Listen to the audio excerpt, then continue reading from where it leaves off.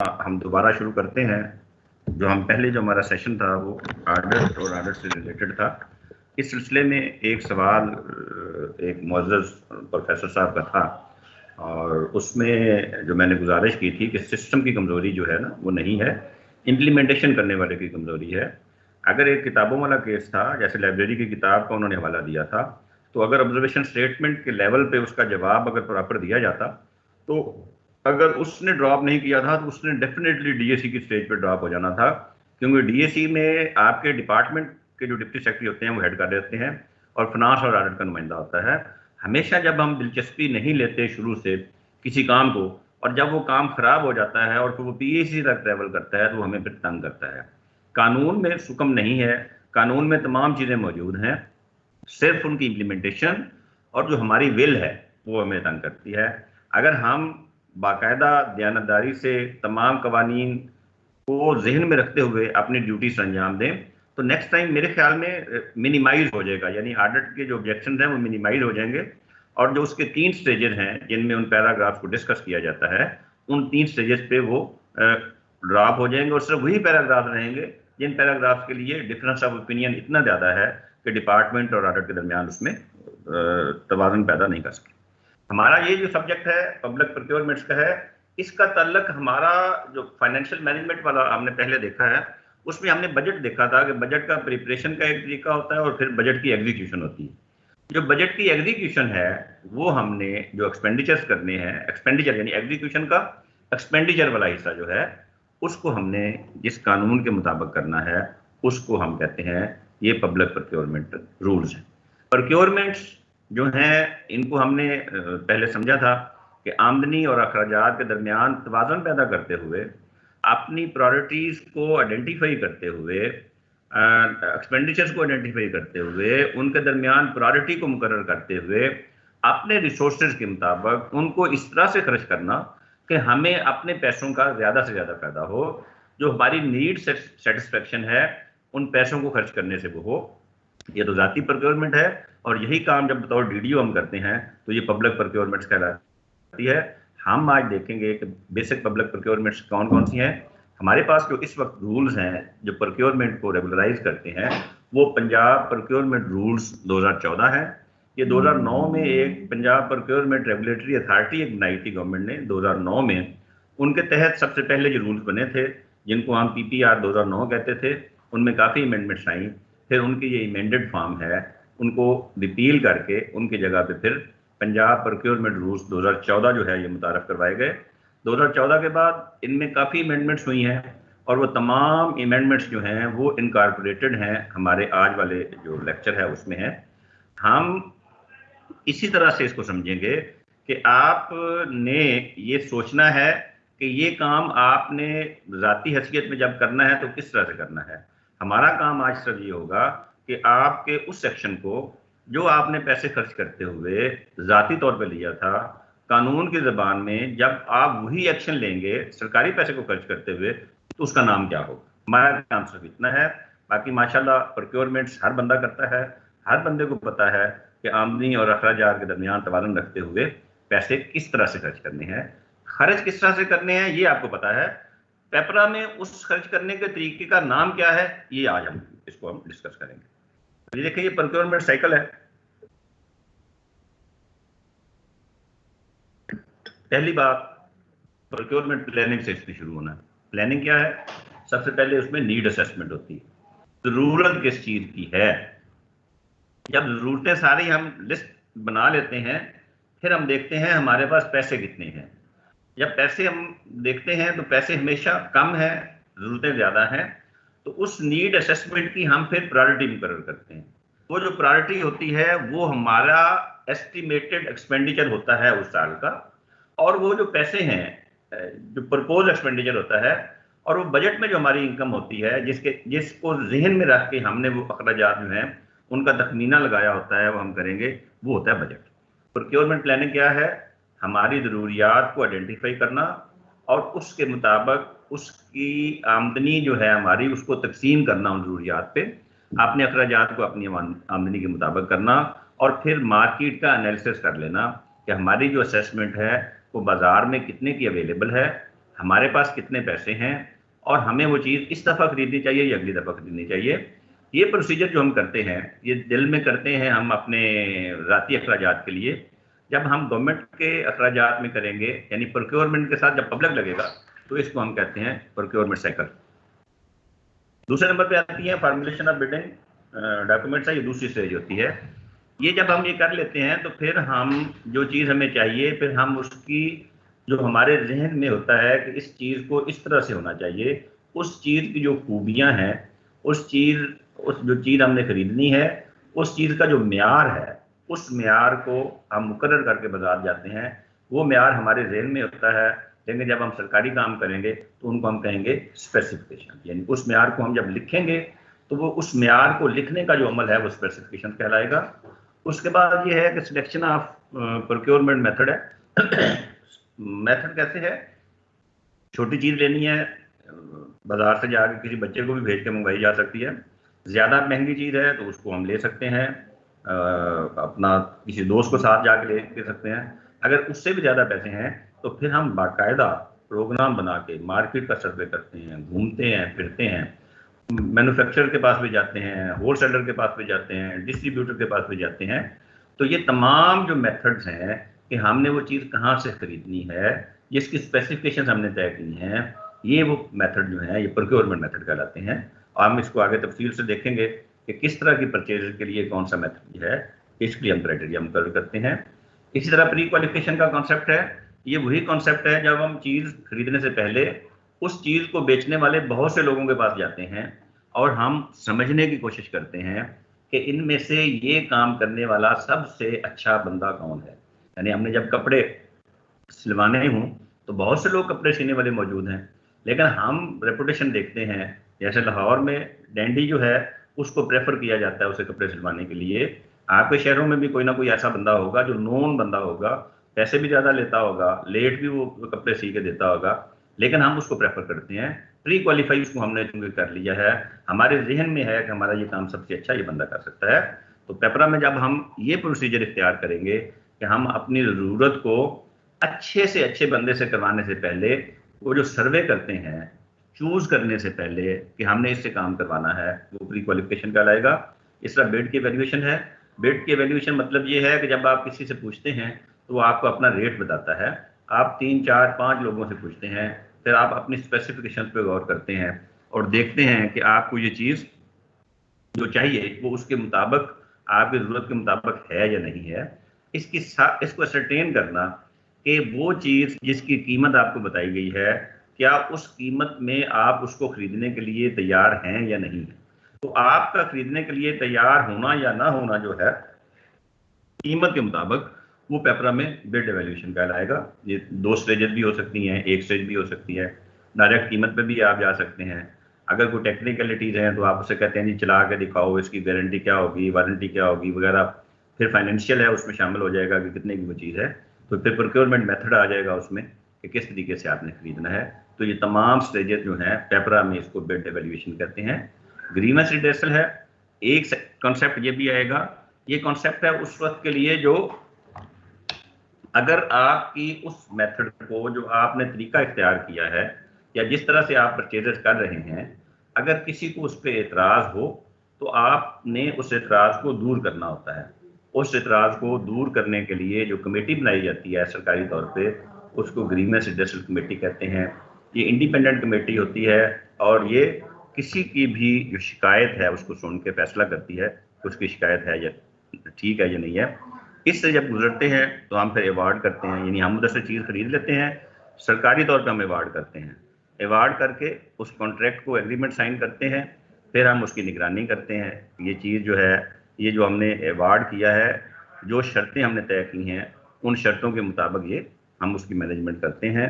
इसी तरह वो तमाम शर्तें जो हमने एग्रीमेंट में रखी होती हैं, उनको फॉलो करते हुए हम वो चीज़ जब हमारे पास आ जाती है, उसकी क्वालिटी को चेक करके हम उसको पेमेंट कर देते हैं और हमारा प्रोक्योरमेंट साइकिल कंप्लीट हो जाता है। तो ये देखें कि ये जो सेटअप है, कोई भी प्रोक्योरमेंट हमने करनी है, ज़ाती हैसियत में करनी है या सरकारी हैसियत में करनी है, दिल ही दिल में हिसाब लगाना है या डॉक्यूमेंट करना है, तो ये वो स्टेप्स हैं जिनसे जिनसे गुजर के हमने इसको करना होता है, तय करना होता है। प्रोक्योरमेंट साइकिल हो गया। आगे अब देखें, अब हम शुरू करते हैं बाकायदा रूल्स। रूल्स में रूल 1 to 70 है। लगी है नहीं लगी?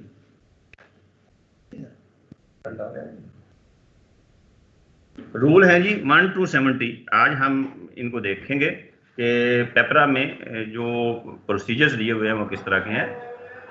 तो सबसे पहला जो तस्वर है, हमने जो प्रोक्योरमेंट का जो कॉन्सेप्ट हमने पहली स्लाइड से हासिल किया है, उसके साथ हम एक लफ्ज और लगाते हैं, पब्लिक प्रोक्योरमेंट। तो जब पब्लिक प्रोक्योरमेंट होगी, सरकारी हैसियत में जब हम कर रहे हैं, तो वो हैं 3 चीजें जिनकी प्रोक्योरमेंट जो है वो पब्लिक प्रोक्योरमेंट जो है वो पेपरा के तहत आनी है। वो हैं गुड्स, सर्विसेज या वर्क्स। यानी हमने कोई चीजें लेनी है, सप्लाईज हैं, वो पेपरा के तहत हमने करनी है। कोई हमने सर्विसेज हायर करनी है, वो इन्हीं कवानीन के तहत करनी है। कोई काम करवाना है, वर्क्स का वो काम है, कोई सड़क बनवानी है, कोई मट्टी डलवानी है, किसी बिल्डिंग को तामीर करना है, तो जितने भी काम वर्क से रिलेटेड हैं वो सारे हमने करने हैं पेपरा के तहत। शर्त क्या है कि वो पब्लिक फंड से हो। पब्लिक फंड कौन सा है? Provincial consolidated fund. यानी अगर प्रोविंशियल कंसोलिडेटेड फंड से हम कोई पैसे खर्च कर रहे हैं या अपने कॉलेज फंड से पैसे कुछ खर्च कर रहे हैं, तो जब तक हमें गवर्नमेंट ना कहे कि ये इस लिस्ट में शामिल नहीं है, हमने उसको पेपरा के तहत करना है। पब्लिक फंड में दोनों आ जाएंगे, प्रोविंशियल कंसोलिडेटेड फंड भी आ जाएगा, आपके कॉलेज फंड भी आ जाएंगे। तो इनमें से जब हमने पैसे खर्च करने हैं तो हमने बहरहाल इनको ओबे करना है। तो जो प्रिंसिपल प्रोक्योरमेंट साइकिल है, पब्लिक प्रोक्योरमेंट साइकिल है, वो पिछले जो स्लाइड है उसको सम अप करें तो वो 3 हिस्सों में तकसीम हो जाता है। सबसे पहले प्लानिंग है, उस प्लानिंग के मुताबिक उसका प्रोसेस है, उस प्रोसेस के मुताबिक फिर अवार्ड ऑफ कॉन्ट्रैक्ट है, मॉनिटरिंग है और क्लोजर ऑफ कॉन्ट्रैक्ट है। तो ये पब्लिक प्रोक्योरमेंट का जो हमारा साइकिल है वो 3 हिस्सों में हो गया, प्लानिंग, प्रोसेस और कॉन्ट्रैक्ट। प्रिंसिपल क्या है? प्रिंसिपल वही एक है, वैल्यू फॉर मनी, कि पैसे का इस तरह से इस्तेमाल करना कि उससे ज्यादा आपकी नीड सेटिस्फाई हो। नीड सेटिस्फेक्शन जो है उसमें एक कंपोनेंट पैसों का भी होता है, लेकिन नीड सेटिस्फेक्शन का मतलब ये है कि आप जो चीज लें वो उस म्यार की हो जिस म्यार की आपको चाहिए, तभी वैल्यू फॉर मनी होगा। इसमें हमें क्या ख्याल रखना है? सबसे पहले है कि जब भी हमने चीज खरीदनी है तो वैल्यू फॉर मनी के लिए हम उसको कम्पिटिटिव मोड में खरीदेंगे। उस चीज को बेचने वाले, उस चीज को प्रोवाइड करने वाले कोशिश करेंगे कि ज्यादा से ज्यादा लोग जो हैं उनसे हम पूछें और उनके दरमियान जो कंपैरिजन, जब उनसे कीमतें लें, उनसे ऑफर्स लें और उनकी ऑफर्स जो हैं उनमें से जो सबसे कम बंदा है उससे हम चीज खरीदें। ये है कंपटीशन। ट्रांसपेरेंसी, ये जो हम कंपटीशन करवा रहे हैं इसमें नजर आना चाहिए कि ये ट्रांसपेरेंट है, इसमें कोई चीज ऐसी नहीं है जो खिलाफ कानून है। फेयरनेस, रिलायबिलिटी इसमें जो है वो है, ये रिलायबल है, इसमें पता चल रहा है कि हम गैर जानबदार हैं और हम पूरी मेहनत कर रहे हैं इसको ट्रांसपेरेंट रखने के लिए। और जो कंपटीशन जो है ये उस लेवल का है जिस लेवल पे हमें अपने पैसों का ज्यादा से ज्यादा फायदा हासिल होगा। और आखिर में इकोनॉमी और एफिशिएंसी है। इन दोनों को हमने पिछले लेक्चर में भी डिस्कस किया था कि कम से कम कीमत पे मतलूबा चीज को खरीदना और उसको एफिशिएंट मैनर से खरीदना, कि जब भी किसी चीज की जरूरत हो फौरन उसके लिए इंतजाम करके उस जरूरत को पूरा किया जाए। तो ये प्रोक्योरमेंट प्रिंसिपल्स कहलाते हैं। कंपटीशन करवाना है, ट्रांसपेरेंसी मेंटेन करनी है, फेयरनेस का ख्याल रखना है और हमारी प्रोक्योरमेंट को इकोनॉमिकल भी होना चाहिए और एफिशिएंट भी होना चाहिए। तो ये हैं प्रोक्योरमेंट के प्रिंसिपल्स। स्पेसिफिकेशन एक लफ्ज आया था, स्पेसिफिकेशन का मतलब क्या हुआ? हमें जो चीज चाहिए उसके लिए जो हमारी शराइत हैं कि हमारी चीज किस तरह की होनी चाहिए, उन शराइत को जब हम डॉक्यूमेंट कर देते हैं, हम जब लिख देते हैं कि जो हमारी प्रोडक्ट है वो इस तरह की होगी, तो हम मुतमिन हैं। वो जो स्टेटमेंट है, जो सेट ऑफ रिक्वायरमेंट्स है, जब हम उसको डॉक्यूमेंट करते हैं तो उसमें वो तमाम कंडीशन शामिल होती हैं जो हमें बताती हैं कि हमें जो चीज़ चाहिए या जो हम काम करवा रहे हैं या वो जो सर्विसेज हम मांग रहे हैं उसका म्यार ये होना चाहिए। उस म्यार को मुकर्रर करने के लिए जो डॉक्यूमेंट तैयार करते हैं वो स्पेसिफिकेशन कहलाता है। जब भी कोई रूल बनता है, जब भी किसी कानून को बनाया जाता है, तो उस कानून में कुछ अल्फाज इस्तेमाल होते हैं। वो अल्फाज उस कानून की टर्मिनोलॉजी कहलाते हैं, डेफिनेशंस कहलाते हैं। तो जब भी हमने किसी कानून का मुतालिया करना हो, तो हमारे लिए ये लाजम होता है कि हम उन तमाम अल्फाज को समझें जो उस कानून में इस्तेमाल होना है। लुग़वी मतलब उसमें या उस लफ्ज़ का मुख्तलिफ जगहों पे जो इस्तेमाल है वो मुख्तलिफ हो सकता है, उसका मतलब मुख्तलिफ हो सकता है। लेकिन जब हम किसी कानून का मुतालिया करते हैं, कोई रूल्स हम पढ़ते हैं, तो उसमें जो टर्म्स हैं वो हमें अच्छी तरह से समझ आनी चाहिए कि हर टर्म का क्या मतलब है, ताकि हम जब प्रोसीजर में जाएं तो हमें उस प्रोसीजर में वो लफ्ज़ जो है वो अननोन ना लगे, फेमिलियर लगे। तो पेप्रा में, रूल्स में, एक्ट में जब भी लफ्ज़ गवर्नमेंट इस्तेमाल होगा, इसका मतलब गवर्नमेंट ऑफ पंजाब होगा। जब भी लफ्ज़ अथॉरिटी इस्तेमाल होगा, इसका मतलब वो अथॉरिटी है जो पेपरा एक्ट के तहत बनी हुई है, जिसकी सरबराही चीफ मिनिस्टर पंजाब प्रोविंस करते हैं, वो अथॉरिटी कहलाएगी। इसका एक आखिरी मेंबर जो है, जो सेक्रेटरी भी होता है, वो एमडी होता है, मैनेजिंग डायरेक्टर पेपरा होता है। ऑन बिहाफ ऑफ अथॉरिटी तमाम जो फैसले हैं इनको सर्कुलेट इसके ज़िम्मे होता है करना, तमाम फैसले सर्कुलेट करना, तमाम इंस्ट्रक्शंस, तमाम क्लैरिफिकेशंस वो इसकी इजाज़त से सर्कुलेट होती हैं। तो ये अथॉरिटी है जो चीफ मिनिस्टर की सरबराही में होती है और जिसका मेंबर और सेक्रेटरी एमडी पेपरा होता है। ये एक्ट के तहत इसकी प्रोविजन है और एक्ट के तहत जब बनाई जाती है। एक लफ्ज़ इस्तेमाल होगा प्रोक्योरिंग एजेंसी। प्रोक्योरिंग एजेंसी ऐसी एजेंसी जिसको अपने रिसोर्सेज के लिए प्लानिंग का इख्तियार भी हो और उन रिसोर्सेज को खर्च करने का भी मुकम्मल इख्तियार हो। तो वो कौन कौन सी हैं, सारे इदारे जो हैं वो प्रोक्योरिंग एजेंसी की डेफिनेशन में नहीं आते। एडमिनिस्ट्रेटिव डिपार्टमेंट्स जितने भी हैं वो प्रोक्योरिंग एजेंसी है। अटैच्ड डिपार्टमेंट्स जितने भी हैं पंजाब गवर्नमेंट के, वो प्रोक्योरिंग एजेंसी हैं। ऑटोनमस बॉडीज़ जितनी भी हैं पंजाब की, वो तमाम प्रोक्योरिंग एजेंसी की डेफिनेशन में आती हैं। इसी तरह जितने भी लोकल गवर्नमेंट्स हैं वो तमाम प्रोक्योरिंग एजेंसी की डेफिनेशन में आती हैं। आप देखें कि आपका जो ऑफिस है, वो प्रिंसिपल का जो ऑफिस है, उसमें आप दो तरह की ड्यूटीज़ परफॉर्म करते हैं।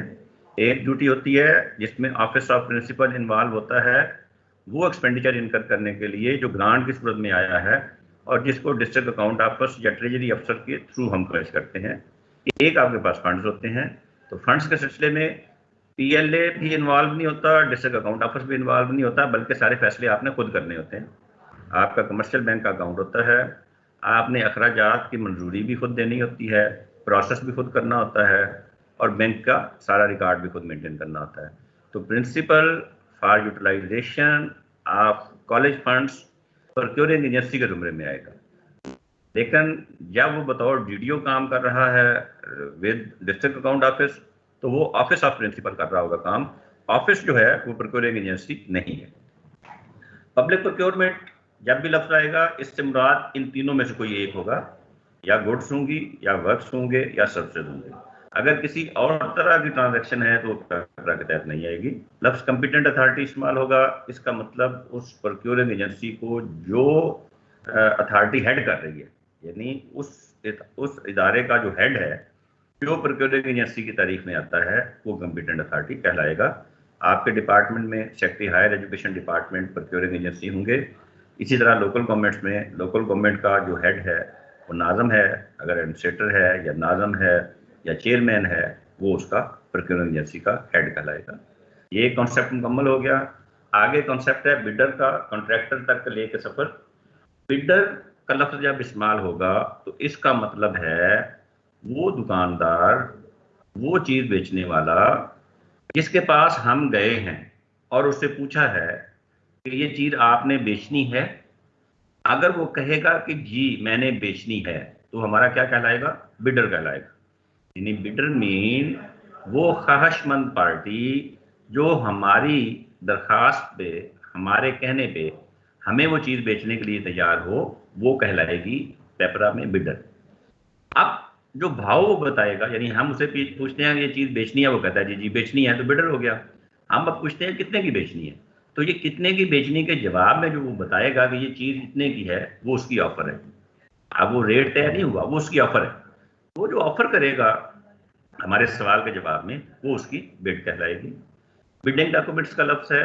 बिडिंग डॉक्यूमेंट्स का लफ्ज़ वो है जब घर से निकलते हुए हमने वो तमाम रिक्वायरमेंट्स वो तमाम चीज़ें जो हमारी परचेज से या हमारी ज़रूरत से रिलेटेड हैं, उन तीनों में से, वो गुड्स हों, वर्क्स हों या सर्विसेज हों, उनके बारे में जो डॉक्यूमेंट हमने तैयार किया है, जो हमें तो पता है, लेकिन डॉक्यूमेंट तैयार किया है हमने बिडर के लिए। इसमें हम बिडर को बताते हैं कि हमें ये चीज़ इस क्वालिटी की चाहिए, इतनी मिकदार में चाहिए, इतने अरसे में चाहिए, फलां जगह पे चाहिए, इतना इसमें से टैक्स काटना है, तुम्हारे ज़िम्मे ये काम है। ये सारी तफसील जिस डॉक्यूमेंट में होगी वो बिडिंग डॉक्यूमेंट कहलाएगा। कम्पिटिटिव बिडिंग, जब आपके बिडर एक से ज़्यादा हों, आपने मुख्तलिफ लोगों से पूछा हो और उनमें से जो लोग हाँ कर दें कि हम ये चीज़ आपको बेचने के लिए तैयार हैं, तो ये प्रोसीजर जब इख्तियार करते हैं, किसके लिए? वो प्रिंसिपल ऑफ प्रोक्योरमेंट जो है, कंपटीशन में ट्रांसपेरेंसी के लिए, फेयरनेस के लिए जब आप करते हैं to gain value for money, तो वो प्रोसेस जो आप इख्तियार करते हैं, जो आपको लेके जाता है उस फैसले तक जिसके तहत फिर आपने अवार्ड करना है, वो सारा प्रोसीजर बिड से पूछने से लेकर उसकी इवैल्यूएशन तक सारा कम्पिटिटिव बिडिंग कहलाता है। ये कम्पिटिटिव बिडिंग जो है, जो प्रोसीजर जो है, ये कौन बंदे करते हैं? ये हमारी कमेटी करती है, ये अपना कंपैरिजन वाला। उस कमेटी को पेपरा में एवेल्यूशन कमेटी कहते हैं। मुख्तलिफ इदारों में इसका मुख्तलिफ नाम हो सकता है। आपके पास जो कमेटी है वो परचेज कमेटी होगी, कॉलेज फंड्स के लिए भी आपने एक कॉलेज कमेटी बनाई हुई होगी जिसकी अप्रूवल से आप करते हैं। तो पेपरा में इस तरह की तमाम कमेटियों को एवेल्यूशन कमेटी कहती हैं। इसको बनाना ज़रूरी है किसी भी प्रोक्योरमेंट के लिए, इसके बगैर आप प्रोक्योरमेंट नहीं कर सकते। और इसके ज़िम्मे ये होता है कि वो प्रोसीजर इख्तियार करे जो आपको अवार्ड की तरफ लेके जाए। एक लफ्ज़ आएगा लोएस्ट वैल्यूएटेड बिडर। ये ऊपर वाले लफ्ज़ से अगली बात है कि जब उसने वो प्रोसीजर अडॉप्ट किया जो उसको बताया गया है बिड को स्क्रूटनाइज करने का, चेक करने का, क्या ये बिड लोएस्ट है या नहीं है, रिस्पॉन्सिव है या नहीं है, तो वो जो रिस्पॉन्सिव को निकाल दें, लोएस्ट है या नहीं है, यानी जो इवैल्यूएशन क्राइटेरिया हमने बिडिंग डॉक्यूमेंट में दिया था, उस क्राइटेरिया के मुताबिक जिन लोगों ने हमें रेट ऑफर किया है, उनमें से जिस बंदे का रेट सबसे ज्यादा कम है, उसके रेट को लोएस्ट इवैल्यूएटेड बिड कहेंगे। इसके साथ आम तौर पे हम तैयार होते हैं कॉन्ट्रैक्ट करने के लिए। तैयार आमतौर पे मैंने इसलिए कहा है कि फर्ज करें कि लोएस्ट तो है, लेकिन मार्केट से उसने 10 गुना ज्यादा रेट मांग लिया है, तो फिर वो रिस्पॉन्सिव नहीं रहेगा। तो ये फर्क है, लोएस्ट इवैल्यूएटेड बिड और रिस्पॉन्सिव बिड में फर्क ये है कि लोएस्ट इवैल्यूएटेड बिड वो है जो उस प्रोसेस के जरिए इवैल्यूएशन कमेटी ने हमें बताया है कि इस बंदे का रेट सबसे कम है। अब उसको एक्सेप्ट करना है तो एक्सेप्ट रेट वो होगा जो रिस्पॉन्सिव होगा। लोएस्ट तो होना जरूरी है, लेकिन रिस्पॉन्सिव भी होना चाहिए, और अगर रिस्पॉन्सिव नहीं है तो फिर उसको कैंसिल कर देते हैं। अगर वो रिस्पॉन्सिव है तो फिर हम तैयार हो जाते हैं उसके साथ कॉन्ट्रैक्ट करने के लिए। कॉन्ट्रैक्ट क्या है? वो एग्रीमेंट है जिसके ऊपर सिग्नेचर करने के बाद बिल्डर जो है वो आपका कॉन्ट्रैक्टर बन जाएगा। आप पार्टी नंबर 1 हो जाएंगे, वो पार्टी नंबर 2 हो जाएगा, आप प्रोक्योरिंग एजेंसी हो जाएंगे, या आप परचेज करने वाले हो जाएंगे, और जो सेल करने वाला है बिल्डर वो आपका कॉन्ट्रैक्टर हो जाएगा। तो बिल्डर से कॉन्ट्रैक्टर तक का ये सफर है, इसको आपने समझ लिया होगा। कंसल्टेंट एक लफ्ज इस्तेमाल होगा। कंसल्टेंट का मतलब है कि ऐसे पढ़े लिखे, ऐसे एक्सपीरियंस बंदे से किसी ऐसे काम के सिलसिले में मशवरा करना जो हमारी स्पेशलिटी में नहीं है। घर बनाना है, नक्शा बड़ा ज़रूरी है। नक्शे में जगह की तकसीम आर्किटेक्ट से बेहतर कोई नहीं कर सकता। तो आर्किटेक्ट की जब हम खिदमात हासिल करेंगे तो हमारा कंसल्टेंट हो जाएगा, और जो हमें उसने सर्विस प्रोवाइड की है नक्शा बना के देना, उसकी जो इंटेलेक्चुअल नेचर की एक्सपर्टीज़ हैं जिनकी मदद से उसने हमें वो साइट प्लान बना के दिया है, वो उसकी कंसल्टेंसी सर्विसेज कहलाएंगे। किसी भी ऐसे काम में साइट सर्वे करवाना है, बिल्डिंग बनानी है, रेजिडेंट सुपरविजन है, किसी भी काम के लिए किसी एक्सपीरियंस क्वालिफाइड बंदे को हायर करना कि उस काम को करने में वो हमारी इंटेलेक्चुअल जो हेल्प करे, अपनी उस जो उसकी इंटेलेक्चुअल एक्सपर्टीज़ हैं उनकी मदद से हमारी वो हेल्प करे ताकि वो हम काम अच्छी तरह से कर सकें, वो कंसल्टेंट और उसकी वो जो खिदमत है वो कंसल्टेंसी सर्विसेज कहलाएगी। कंसल्टेंसी सर्विसेज 2 तरह की हमारे पास आएंगी, शॉर्ट कंसल्टेंसी आएगी, लार्ज कंसल्टेंसी आएगी। शॉर्ट का मतलब है मखसूस मुद्दत के लिए। वो मखसूस मुद्दत कितनी है? वो 6 माह है, यानी 6 माह तक जो कंसल्टेंट है इंडिविजुअल, और उसने जितने पैसे तय किए मांगे हैं वो 2 मिलियन तक हों, तो वो शॉर्ट कंसल्टेंट होगा, उसकी सर्विसेज शॉर्ट कंसल्टेंसी में होंगी। अगर हम कोई फर्म हायर करें 6 माह तक तो वो 5 मिलियन होगी। इसका बिल्कुल उलट है, वो लार्ज कंसल्टेंसी है। लार्ज कंसल्टेंसी में 2 मिलियन से ऊपर इंडिविजुअल और 5 मिलियन से ऊपर फर्म। अगर 6 माह से ज़्यादा हो या इन पैसों से ज़्यादा पैसे हमने देने हों तो वो कंसल्टेंसी लार्ज कंसल्टेंसी कहलाएगी। शॉर्ट कंसल्टेंसी 6 माह के अंदर 2 मिलियन तक। लार्ज कंसल्टेंसी 6 माह की पाबंदी अब नहीं है, 2 मिलियन से ऊपर निकल गया इंडिविजुअल तो फिर भी लार्ज कंसल्टेंट है, और फर्म 5 मिलियन से ऊपर निकल गई तो फिर भी लार्ज कंसल्टेंट है। 6 माह से ऊपर निकल गया तो फिर भी लार्ज कंसल्टेंसी। लफ्ज रिस्पॉन्सिव है, रिस्पॉन्सिव को आप लोएस्ट इवेल्युएटेड बिड के साथ आपने जोड़ना है कि लोएस्ट इवेल्युएटेड बिड अगर क्वालिफाई करती है फॉर कंसिडरेशन के लिए, उस पर अगर गौर किया जा सकता है, हमारे रेट के मुताबिक है, उसको अवार्ड किया जा सकता है, तो वो रिस्पॉन्सिव बिड कहलाएगी। रिपीट ऑर्डर का एक कॉन्सेप्ट है। रिपीट ऑर्डर का मतलब है कि आपने जो एक चीज़ खरीदी है किसी फर्म से, बाकायदा प्रोसेस करके, कंपटीशन करवा के, लोएस्ट देख के, रिस्पॉन्सिव देख के आपको पता चलता है कि वो चीज़ जो आपने खरीदी है थोड़ी सी आपको और चाहिए, तो अगर 1 लाख का आपका ओरिजिनल ऑर्डर था तो आप 15,000 की वो चीज़ और उसी बंदे से बगैर कोई और प्रोसीजर इख्तियार किए उससे खरीद सकते हैं। इसको रिपीट ऑर्डर कहते हैं। एक लफ्ज़ एमरजेंसी इस्तेमाल होगा इसमें। एमरजेंसी जब भी इस्तेमाल होगा तो इसका मतलब होगा नेचुरल कैलेमिटी, अनफोर्सीन सर्कमस्टांसेस जो अनएवॉइडेबल हैं और beyond the control of human being है, वो एमरजेंसी है। मसलन सैलाब आ गया, जैसे आजकल पेंडेमिक चल रहा है, जलजला आ गया है, कोई दरिया किसी आबादी के पास से गुजरता है, सैलाब वाली तूयानी वाली कैफियत है, डर है कि दरिया का कटाव आबादी को तबाह करेगा, तो उस वक्त उन हालात में हम जितने भी मेजर्स लेते हैं वो पेपरा कहता है कि उस वक्त आपको एमरजेंसी है। तो एमरजेंसी को डिक्लेयर करने का एक तरीका है, एक आला इख्तियाराती एक कमेटी बनाई जाती है हर प्रोक्योरिंग एजेंसी में जो ये फैसला करती है कि एमरजेंसी है या नहीं है, और अगर एमरजेंसी है तो उसका एक्सटेंट क्या है। हेल्थ रिलेटेड है तो हेल्थ एमरजेंसी होगी, फ्लड रिलेटेड है तो फ्लड की एमरजेंसी होगी, और सिक्योरिटी रिलेटेड है तो सिक्योरिटी की एमरजेंसी होगी। तो उसमें तय करना होता है कि कहाँ पे किस हद तक एमरजेंसी है, और इस पोजीशन में जितने भी फैसले लिए जाते हैं वो इस क्लास के तहत, इस रूल के तहत लिए जाते हैं जो एमरजेंसी को डील करता है। इसी के साथ मिलता जुलता एक लफ्ज़ आएगा अर्जेंसी। अर्जेंसी और एमरजेंसी में ज़मीन आसमान का फ़र्क है। एमरजेंसी का मतलब होता है ऐसा काम जिससे इंसान की जान माल को खतरा पहुंचने का खर्चा हो या खतरा पहुंच रहा हो उसको बचाना हो, वो एमरजेंसी है। लेकिन जब अर्जेंसी है तो इसका मतलब होता है कि अर्जेंट नेचर का काम है, जो टाइम कानून ने मुकर्रर किया है पेपरा में किसी काम को करने के लिए, आपके पास उतना वक्त नहीं है, आपने उस काम को जल्दी करना है। अब आप जिस कानून के तहत वो काम करेंगे वो अर्जेंसी वाला कानून होगा। Public procurement, public manufacturing unit का एक लफ्ज़ इस्तेमाल होगा।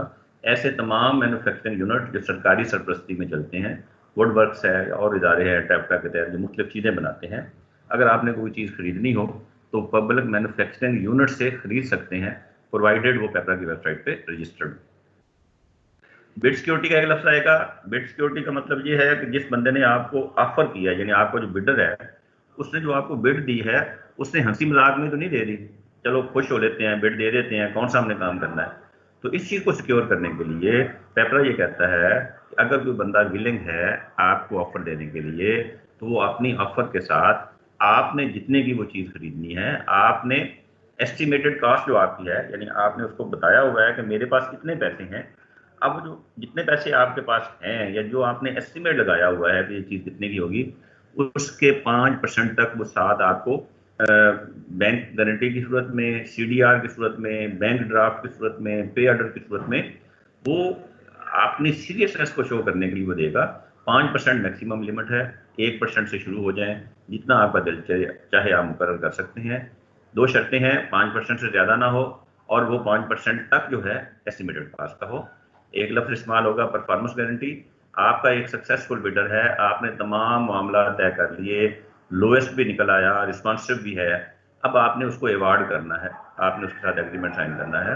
लेकिन बंदा थोड़ा सा अननोन है, उसने पहले उस फील्ड में इतने ज़्यादा काम नहीं किए हुए, आपके दिल में ये बात है कि बंदा क्वालिफाई तो कर गया है लेकिन कहीं ऐसा ना हो कि दरमियान में गड़बड़ करे, तो अपने इस शक को सेटिस्फाई करने के लिए पेपरा ये कहता है कि आप उससे अपने एस्टीमेट के 10% तक अलहदा से एक परफॉर्मेंस गारंटी मांग सकते हैं। वो आप बैंक गारंटी की सूरत में हो या किसी भी सूरत में हो, आपने उसको अपने पास रखना है और जब काम मुकम्मल करेगा तो उसको वापस कर देनी है। इसकी लिमिट भी आपके है 1% से लेकर 10% तक, जितना आप चाहें वो मुकर्रर करें। ये तो हुई मे वाला लफ्ज़ है, यानी आप अगर चाहते हैं तो। बाद दफ़ा हमें रेट जो है वो बड़ा कम आ जाता है, यानी हमने सोचा था 100 रुपये की चीज़ है, वो बंदा कहता है जी मैं तो 80 रुपये में देने को तैयार हूँ, तो हमारे रेट से 20% नीचे चला जाता है। पेपर ये कहता है कि ये टेंडर क्लास है, ये टेंडर एग्रीमेंट जो है उसकी ये क्लास है कि अगर कोई बंदा आपके मुकर्रर करदा कीमत से 5% से ज़्यादा कम रेट डालता है तो अब वो पाबंद है कि उस अमाउंट के मुताबिक आपको गारंटी करे। वो बैंक गारंटी भी हो सकती है, किसी भी सूरत में हो सकती है कि मैं ये काम पूरा करूँगा। ये इसलिए रखा गया है क्योंकि आपके ख्याल में वो काम मुमकिन नहीं है उतने पैसों में। अगर वो करके देना चाहता है तो उसके पैसे एट स्टेक हों, और अगर वो ना कर सके तो आप उसकी जो गारंटी रखी हुई है उसकी मदद से आप अपने काम को मुकम्मल कर लें। अब रूल्स की तरफ आते हैं। पहला रूल जो हमें समझना चाहिए वो प्रोक्योरमेंट प्लानिंग है। शुरू में हमने देखा था कि प्लानिंग का मतलब क्या है। नीड असेसमेंट है, बजट रिसोर्सेज हैं और मार्केट के एनालिसिस हैं, और ये है हमारी प्लानिंग। पेपरा ये कहता है कि जब आपको फंड्स रिलीज हो जाएं आपके बजट के मुताबिक, तो चूंकि आपको क्वार्टर में रिलीज होने हैं, लेकिन आपके पास पूरे साल का प्लान है कि आपने किस महीने में कितनी स्टेशनरी खरीदनी है, एग्जामिनेशन कौन कौन से महीनों में आते हैं, वहाँ पे आपकी रिक्वायरमेंट्स क्या हैं, लेबॉर्ट्री की रिक्वायरमेंट्स क्या हैं, इम्तिहानों के नज़दीक आपको कितना मटेरियल चाहिए। ये तमाम जो नीड असेसमेंट आपने जो की हुई है, इस सारी को आप एक डॉक्यूमेंट बनाएं, उसमें लिखें कि आपको स्टेशनरी के हेड में, साइंस के सामान के हेड में, गेम्स के हेड में, जिस हेड में जितने जितने पैसे आपने प्रोग्राम बनाया है, तो जुलाई में इतने खर्च करेंगे, अगस्त में इतने खर्च करेंगे, जैसे जैसे पैसे आएंगे करेंगे, और ये चीज़ इतने की होगी, इतनी देर में हमें वो चाहिए होगी।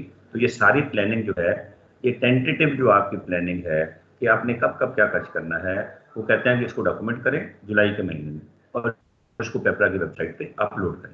तो ये मैंडेटरी है कि जब जुलाई का महीना आना है तो आपने अपनी पूरी प्लानिंग तैयार करनी है साल की। इसका मतलब ये नहीं है कि हार्ड एंड फास्ट है आपने इस पर अमल करना है। नहीं, पेपरा कहता है कि आप हमें बता देंगे आपने पूरे साल में क्या क्या काम करना है, तो जुलाई के महीने में आपने पेपरा की वेबसाइट पे इसको अपलोड कर देना है। इसका मकसद क्या होता है कि लिमिटेशंस हों सप्लिटिंग प्रोक्योरमेंट्स पे।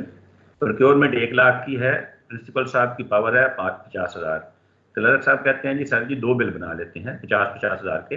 ये टेंडेंसी जो है इसको नहीं होना चाहिए। लिमिटेशंस हैं, पाबंदी है स्प्लिटिंग प्रोक्योरमेंट पे। आपने प्रोक्योरमेंट को 100% अपनी प्लानिंग जो आपने पेपरा की वेबसाइट पे की है उसके मुताबिक करना है। स्पेसिफिकेशन को हमने डिस्कस किया था। स्पेसिफिकेशन पेपरा ये कहता है कि इनको जनरेट होना चाहिए।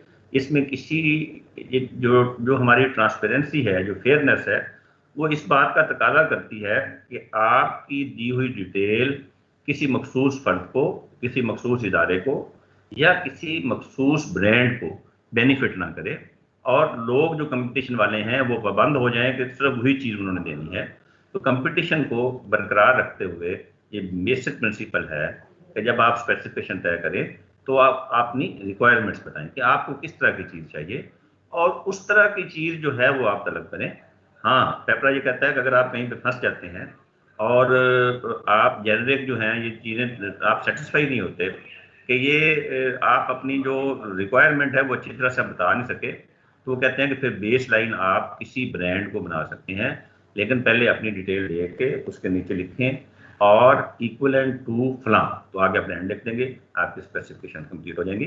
अप्रूवल मैकेनिज्म आएगा रूल्स में। अप्रूवल मैकेनिज्म बजट वाले अपना ऑडिट वाले लेक्चर में मैंने आपको बताया था कि 2 तरह की अथोराइजेशन होती हैं। एक फाइनेंशियल अथोराइजेशन है जिसको सैंक्शन कहते हैं, एक एडमिनिस्ट्रेटिव अथोराइजेशन है जिसको अप्रूवल कहते हैं। तो जो अप्रूवल है वो पेपरा के इस रूल के तहत जिसमें अप्रूवल मैकेनिज्म दिया गया है वो होता है, वो बिल्कुल उसी तर्ज पे है जो फाइनेंशियल डेलीगेशंस हैं, क्योंकि वो फाइनेंस डिपार्टमेंट की पावर्स होती हैं, लिहाजा फाइनेंशियल डेलीगेशन फाइनेंस डिपार्टमेंट जारी करता है और वो बताता है कि किस डिपार्टमेंट में किस कैटेगरी के अफसर को कितना इख्तियार है खर्च करने का। लेकिन जो एडमिनिस्ट्रेटिव अथोराइजेशन है ये प्रोक्योरिंग एजेंसी का इख्तियार होता है। तो प्रोक्योरिंग एजेंसी का जो हेड है, जो कॉम्पिटेंट अथॉरिटी है, जिसके पास ये इख्तियार है कि वो ये तय करे कि ये काम मैंने कब करना है, कितने का करना है और किससे करवाना है। तो ये अप्रूवल देना कि ये काम हमने कब करना है, इसका फैसला करना और उसकी इजाज़त देना कि हम ये काम कर लें, इसकी ज़रूरत है, ये कहलाती है ऑथराइजेशन। ये जो ऑथराइजेशन है ये अप्रूवल मैकेनिज्म के तहत आती है। पेपरा ये कहता है कि प्रोक्योरिंग एजेंसी का जो हेड है, जो कंपिटेंट अथॉरिटी है, उसको चाहिए कि अपने इस इख्तियार को डेलीगेट कर दे। डेलीगेट कर दे किसमें? मुख्तलिफ जो हैं सबॉर्डिनेट्स में है, डेलीगेट कर दे ताकि काम जो है वो एडमिनिस्ट्रेटिवली एमिकेबली काम हो जाए और उसमें कोई रुकावट ना हो। ये अप्रूवल मैकेनिज्म है। इसी तरह मेथड है एडवर्टाइजमेंट का। जो एडवर्टाइजमेंट हम करते हैं, कंपटीशन जो है वो सिर्फ एडवर्टाइजमेंट से मुमकिन है। जहाँ पे कंपटीशन की ज़रूरत है वहाँ पे दो हमारे पास मैकेनिज्म हैं एडवर्टाइजमेंट के। एक पेपरा की वेबसाइट है और एक न्यूज़पेपर्स हैं। आगे हम देखेंगे कब पेपरा की वेबसाइट पे हमने करना है और कब न्यूज़पेपर पे करना है। तो जब भी हमें एडवर्टाइजमेंट की ज़रूरत पड़ेगी, जब भी हमें कंपटीशन थ्रू एडवर्टाइजमेंट की ज़रूरत पड़ेगी, तो हम पेपरा की वेबसाइट पर देंगे। और कुछ केसेस रहते हैं जिनमें हम पेपरा की वेबसाइट और न्यूज़पेपर दोनों पे इश्तिहार देंगे।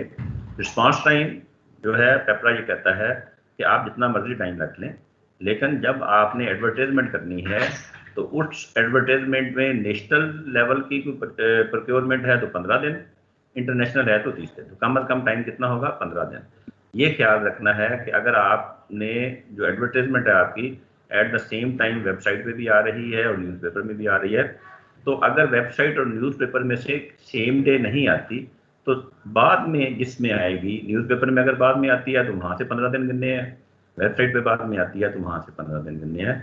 15 दिन मिनिमम टाइम है जो आपने रखना है, इससे कम आप टाइम नहीं कर सकते।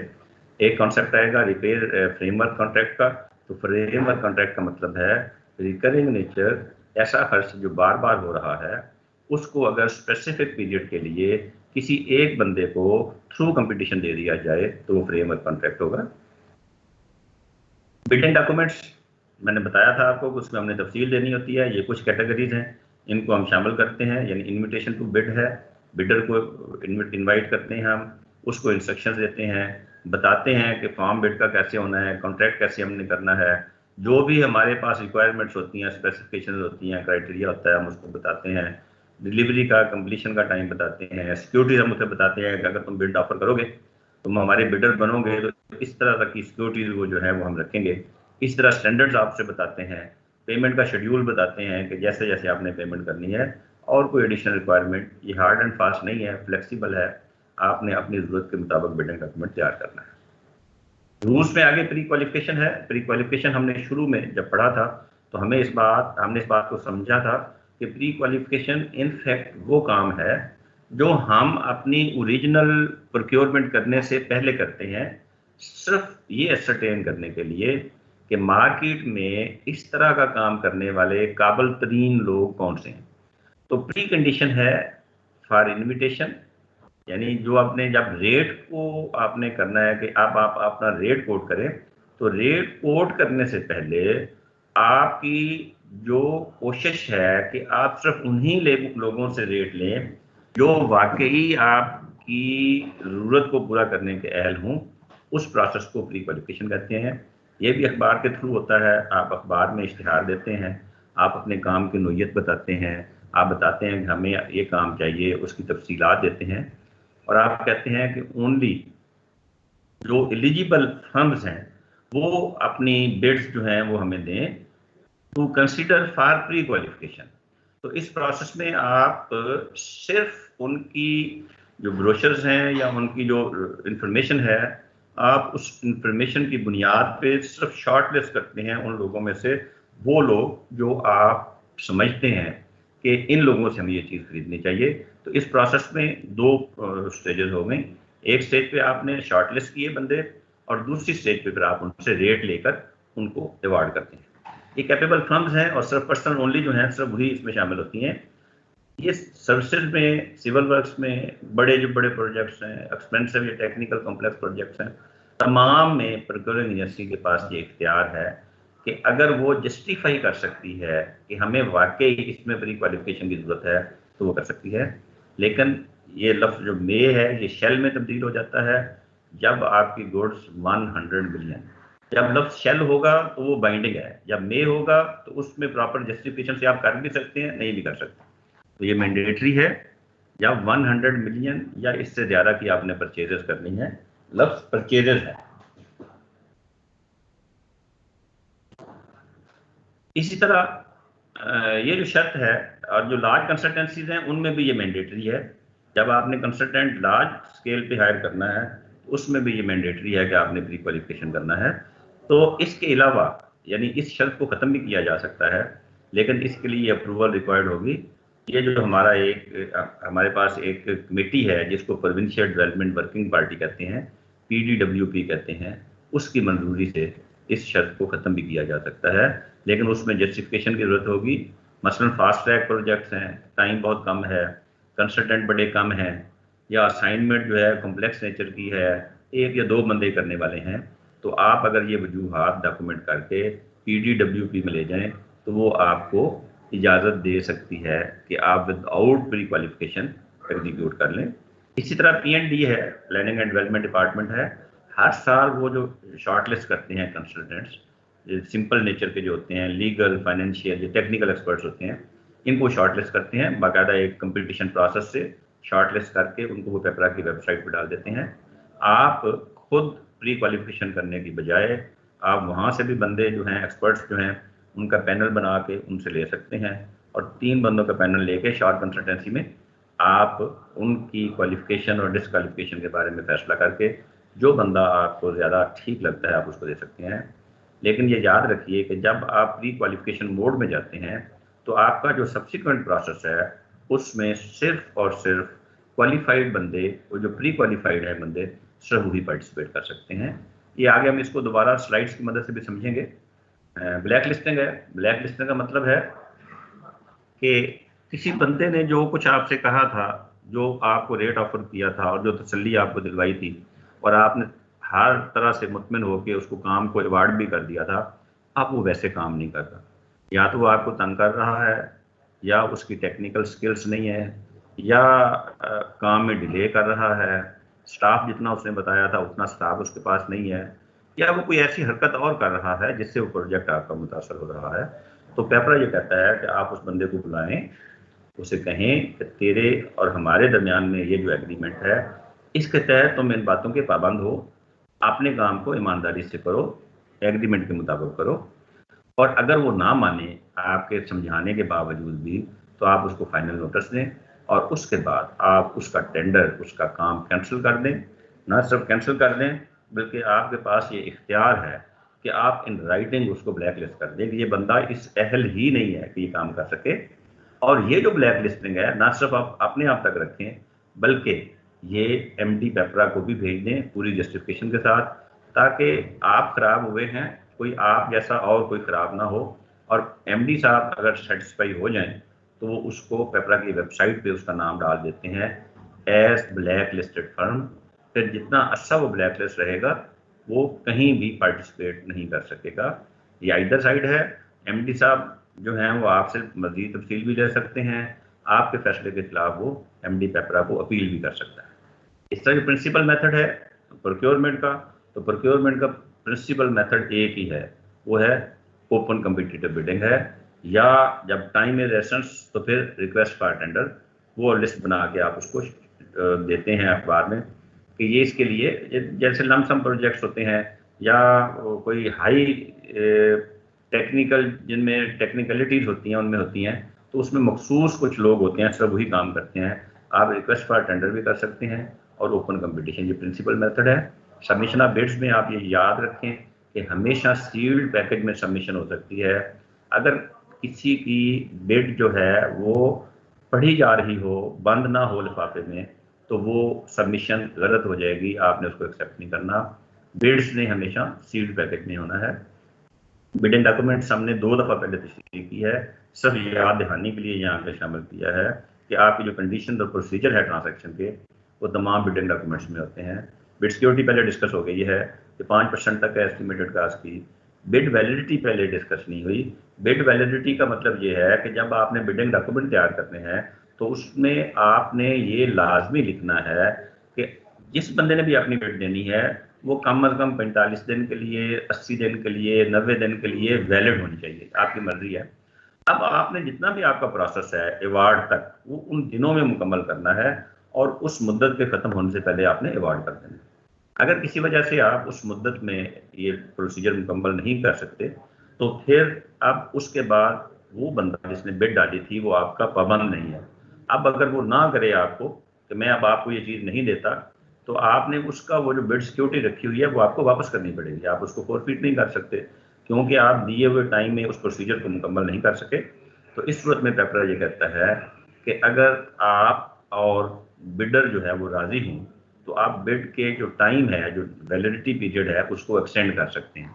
एक्सटेंड कर सकते हैं कि जितना आपका ओरिजिनल टाइम था उस टाइम के मुताबिक आप उसको एक्सटेंड कर ले, या 180 दिन मैक्सिमम, यानी 180 दिन तक आप बिड का वैलिडिटी पीरियड एक्सटेंड कर सकते हैं। 2 शर्तें इसमें लग जाएंगी। एक शर्त तो ये है कि जिसने अखबार में इश्तिहार दिया था, जिसकी वो कॉम्पिटेंसी थी, अब उससे जो नेक्स्ट हायर अथॉरिटी है वो वैलिड टाइम को एक्सटेंड करने की मंजूरी वो देगी। और दूसरी इसमें शर्त ये है कि आपका जो बिडर है वो उसी रेट पे वो चीज़ प्रोवाइड करने को तैयार हो जो उसने ओरिजिनल बिड में दी थी। उस सूरत में बिड की वैलिडिटी को एक्सटेंड किया जा सकता है। वैल्यूएशन क्राइटेरिया जो है रूल्स में, ये हमने पहले भी डिस्कस किया है, ये वो इंफॉर्मेशन है, अप्रोप्रिएट लिस्ट है रेलिवेंट इंफॉर्मेशन की, जिसकी बुनियाद पे आप असेस करते हैं कि ये बंदा एवेल्यूएशन जिस आप कर रहे हैं, ये बंदा कंफर्म करता है या नहीं करता। मसलन NTN में हो, उसकी रजिस्ट्रेशन हो, ये एवेल्यूशन क्राइटेरिया में होगा। सेल्स टैक्स में रजिस्टर्ड हो, एवेल्यूशन क्राइटेरिया में होगा। PRA के साथ रजिस्टर्ड हो, एवेल्यूशन क्राइटेरिया में होगा। उस फील्ड में उसका कोई एक्सपीरियंस आप मांगते हैं तो वो एवेल्यूशन क्राइटेरिया में होगा। तो ये अप्रोप्रिएट लिस्ट है उस काम के बारे में, वो इंफॉर्मेशन है जिसके तहत आपने किसी के दिए हुए रेट को असेस करना है या किसी को बताना है कि हमारा ये क्राइटेरिया है, इसके मुताबिक जो एलिजिबल पर्सन है वो अपनी बिड्स दें। वैल्यूएशन ऑफ बिड्स जो है उसी क्राइटेरिया का, जो टर्म्स एंड कंडीशन आपने ऊपर मुकर्रर की हैं बिडिंग डॉक्यूमेंट्स की, उसके मुताबिक जब हम इवेल्युएट करते हैं बिड्स को, तो इस प्रोसेस में एक बात का ख्याल रखना है कि हमेशा ये सेम करेंसी में करते हैं, यानी पाकिस्तानी करेंसी में करेंगे। और इसकी जो ज़बान है बिडिंग डॉक्यूमेंट्स की वो या उर्दू होगी या अंग्रेज़ी होगी। टर्म्स एंड कंडीशन जो हैं उर्दू में होंगी या अंग्रेज़ी में होंगे।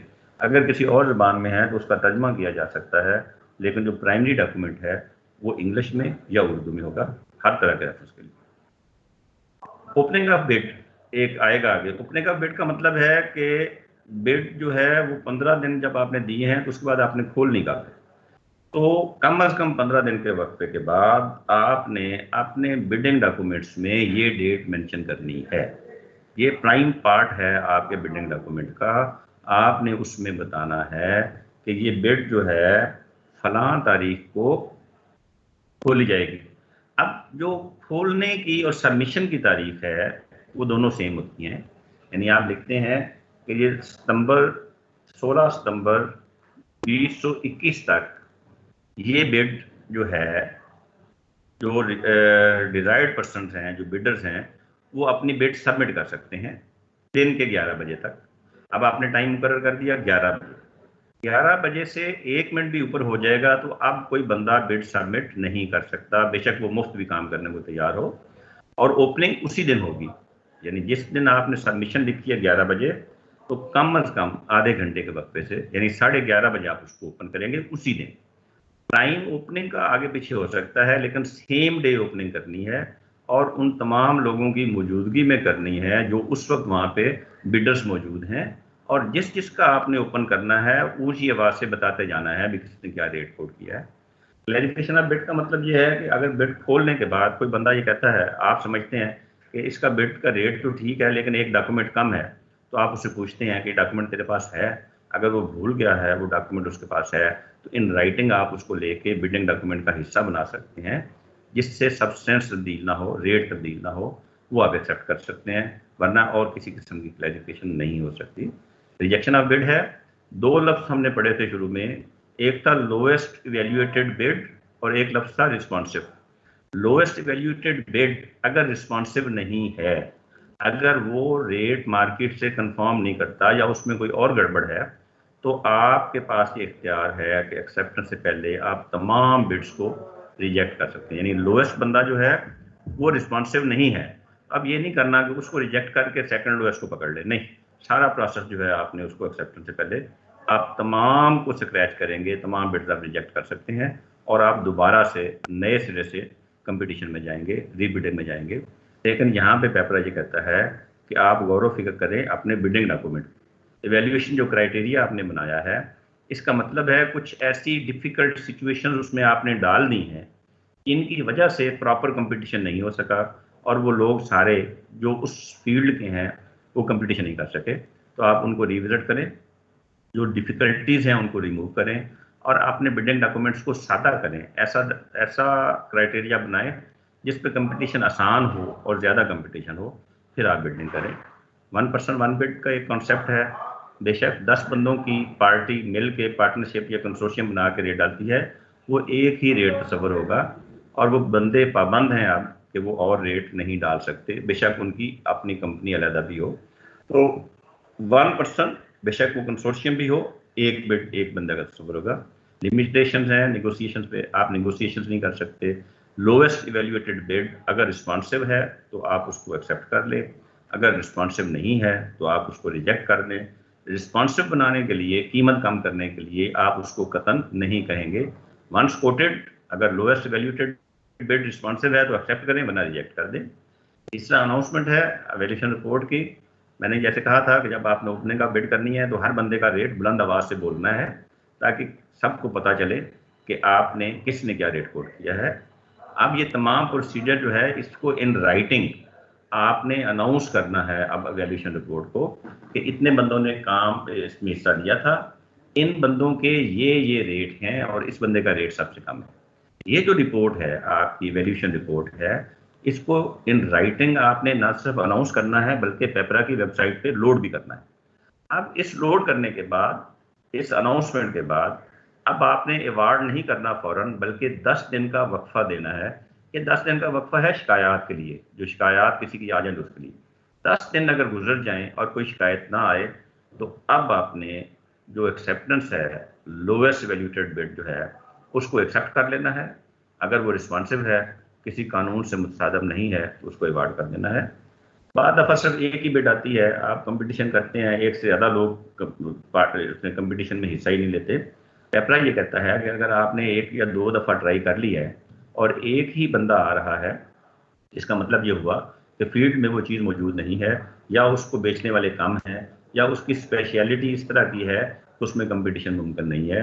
अब यहाँ पे पेपरा कहता है कि आप सिंगल बिड वाले को भी कंप्लायंट बिड अगर है तो आप उसको अवार्ड कर सकते हैं, प्रोवाइडेड आपने 1-2 कोशिशें की हुई हों, तो सिंगल प्रपोजल को भी एक्सेप्ट कर सकते हैं। ऑन अकाउंट पेमेंट का एक कॉन्सेप्ट आएगा। ऑन अकाउंट पेमेंट का मतलब ये है कि आपने जैसे एफिशिएंट तरीके से काम करवाया है, आपने पेमेंट भी एफिशिएंटली करनी है। 30 दिन के अंदर अंदर आफ्टर कंप्लीशन आपने कॉन्ट्रैक्टर को पेमेंट कर देनी है। अगर विद इन 30 डेज आप पेमेंट नहीं कर सकते तो आपने फिर अब इसको जस्टिफाई करना है, इन राइटिंग बताना है कि आपने पेमेंट क्यों नहीं की। अगर ये कंपटीशन हमने पढ़ा है, बड़ी दफ़ा लफ्ज़ पढ़ा है कंपटीशन, तो कंपटीशन के बाद जो सिलेक्शन है, ये सिलेक्टिंग का है तरीका, कॉन्ट्रैक्टर को सिलेक्शन जो करनी है, एक तो वो कंपटीशन है। बात जगहों पे कंपटीशन मुमकिन नहीं होता, जैसे अर्जेंसी है, एमरजेंसी है, गवर्नमेंट के रेट्स मुकर्रर किए हुए हैं, कोई और इस तरह के मामलात हैं जहाँ पे मुमकिन ही नहीं है कि आप कंपटीशन मोड में जाएं, तो फिर उसके लिए पेपरा ने अल्टरनेटिव एक मेथड दिया है, उसका मुतबादल तरीका भी दिया है। कंसल्टेंट को सिलेक्शन करने का तरीका है, ये सिलेक्शन है इसकी, इस तरह असाइनमेंट राउंड है। 2 प्रकार एजेंसीज अपनी मर्जी से एक दूसरे से काम करवा सकती हैं। एक एक को हम देखते हैं।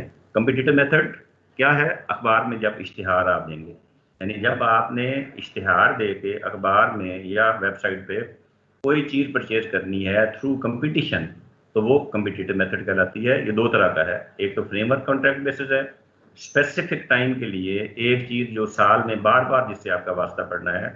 आपके पास गाड़ियाँ हैं, उनकी मुरम्मत होती रहनी है बार बार, लेबॉर्ट्री है आपकी, साइंस का सामान बार बार खरीदना पड़ेगा, स्टेशनरी है बार बार खरीदनी पड़ेगी।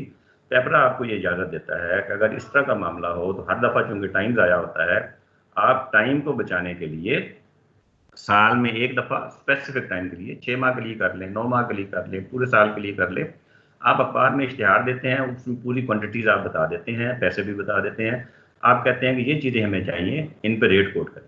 अब वो जो बिड्स आएंगी, आप उन बिड्स में पूरा प्रोसेस जो हमने पीछे पड़ा है वो सारा इख्तियार करके आपने जो लोएस्ट वैल्यूटेड बिडर है, अगर वो रिस्पॉन्सिव है, उसको आपने अवार्ड कर देना है। लेकिन ये प्रिंसिपल अवार्ड होगा, पूरे साल के लिए अवार्ड होगा।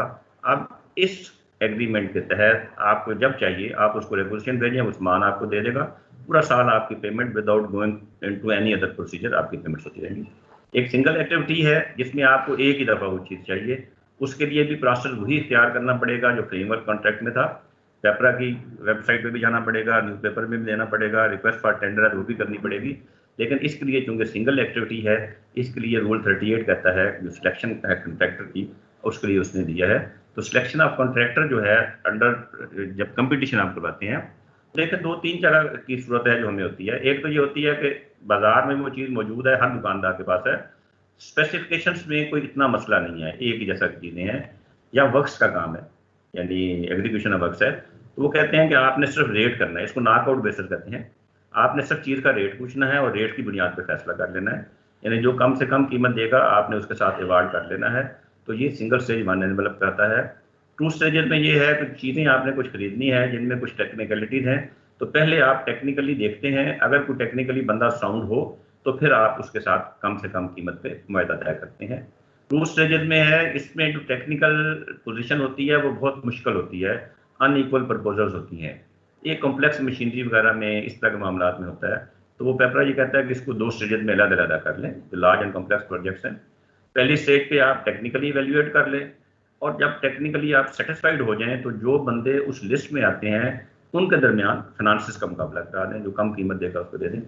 2 से 2 एनवलप में यही पोजीशन है, लेकिन दोनों स्टेजेस पे आप यानी पहली स्टेज पे technical valuation original financial bid के साथ होती है, और वहाँ पे जब टेक्निकल आप स्पेसिफिकेशन तय कर लेते हैं तो सेकंड स्टेज पे सप्लीमेंट्री फाइनेंशियल प्रपोजल होती है। एक एक करके हम देखते हैं, थोड़ा सा आसान हो जाएगा।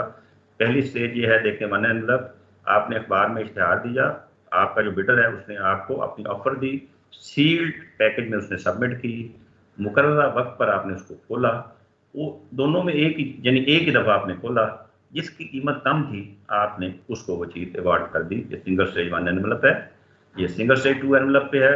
उसी तरह ही है कि आपने अखबार में इश्तिहार दिया, आपके पास सील्ड सबमिशन होगी बिड की।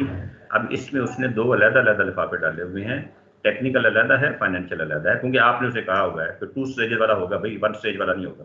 तो उसने अलग-अलग लिफाफे डाले हुए हैं, मुकर्रर वक्त बाद आप खोलेंगे, टेक्निकल प्रपोजल उसकी देखेंगे, यहाँ पे जो आपकी एवल्यूशन कमेटी है वो फैसला करेगी कि टेक्निकली कौन से बंदे आपके काम के मुताबिक हैं, उनको शॉर्ट लिस्ट करेगी और उन्हीं बंदों का फिर फाइनेंशियल बिड खोलेगी, बाकी बंदों की फाइनेंशियल बिड।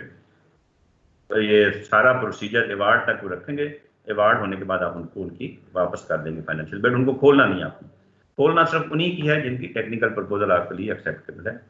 इस तरह 2 स्टेजेस वाला है, दोनों अलग अलग हैं। सबसे पहले आपने टेक्निकल किया है काम, टेक्निकल वैल्यूएशन में आपने जो पहला आपकी डेडलाइन है, आपने सिर्फ टेक्निकल प्रपोजल मांगी हैं, उनको खोल के मुकर्रर तारीख पे आपने डिस्कस किया है, आपने रिवाइज भी की हैं, उनकी भी रिवाइज की हैं, उनकी जो नई जो डिस्कशन के बाद जो रिवाइज टेक्निकल प्रपोजल्स हैं उनके मुताबिक आपने कहा है कि बाकी बंदे फारग हो जाए, जो शॉर्ट लिस्टेड है वो अपना अपना टेक्निकल रिवाइज टेक्निकल प्रपोजल भी दें और उनके फाइनेंशियल भी दें, उसके मुताबिक हम करते हैं। और रिवाइज टेक्निकल प्रपोजल्स के साथ जो फाइनेंशियल प्रपोजल है उसको खोल के जिसका रेट कम हो उसको दे देते हैं।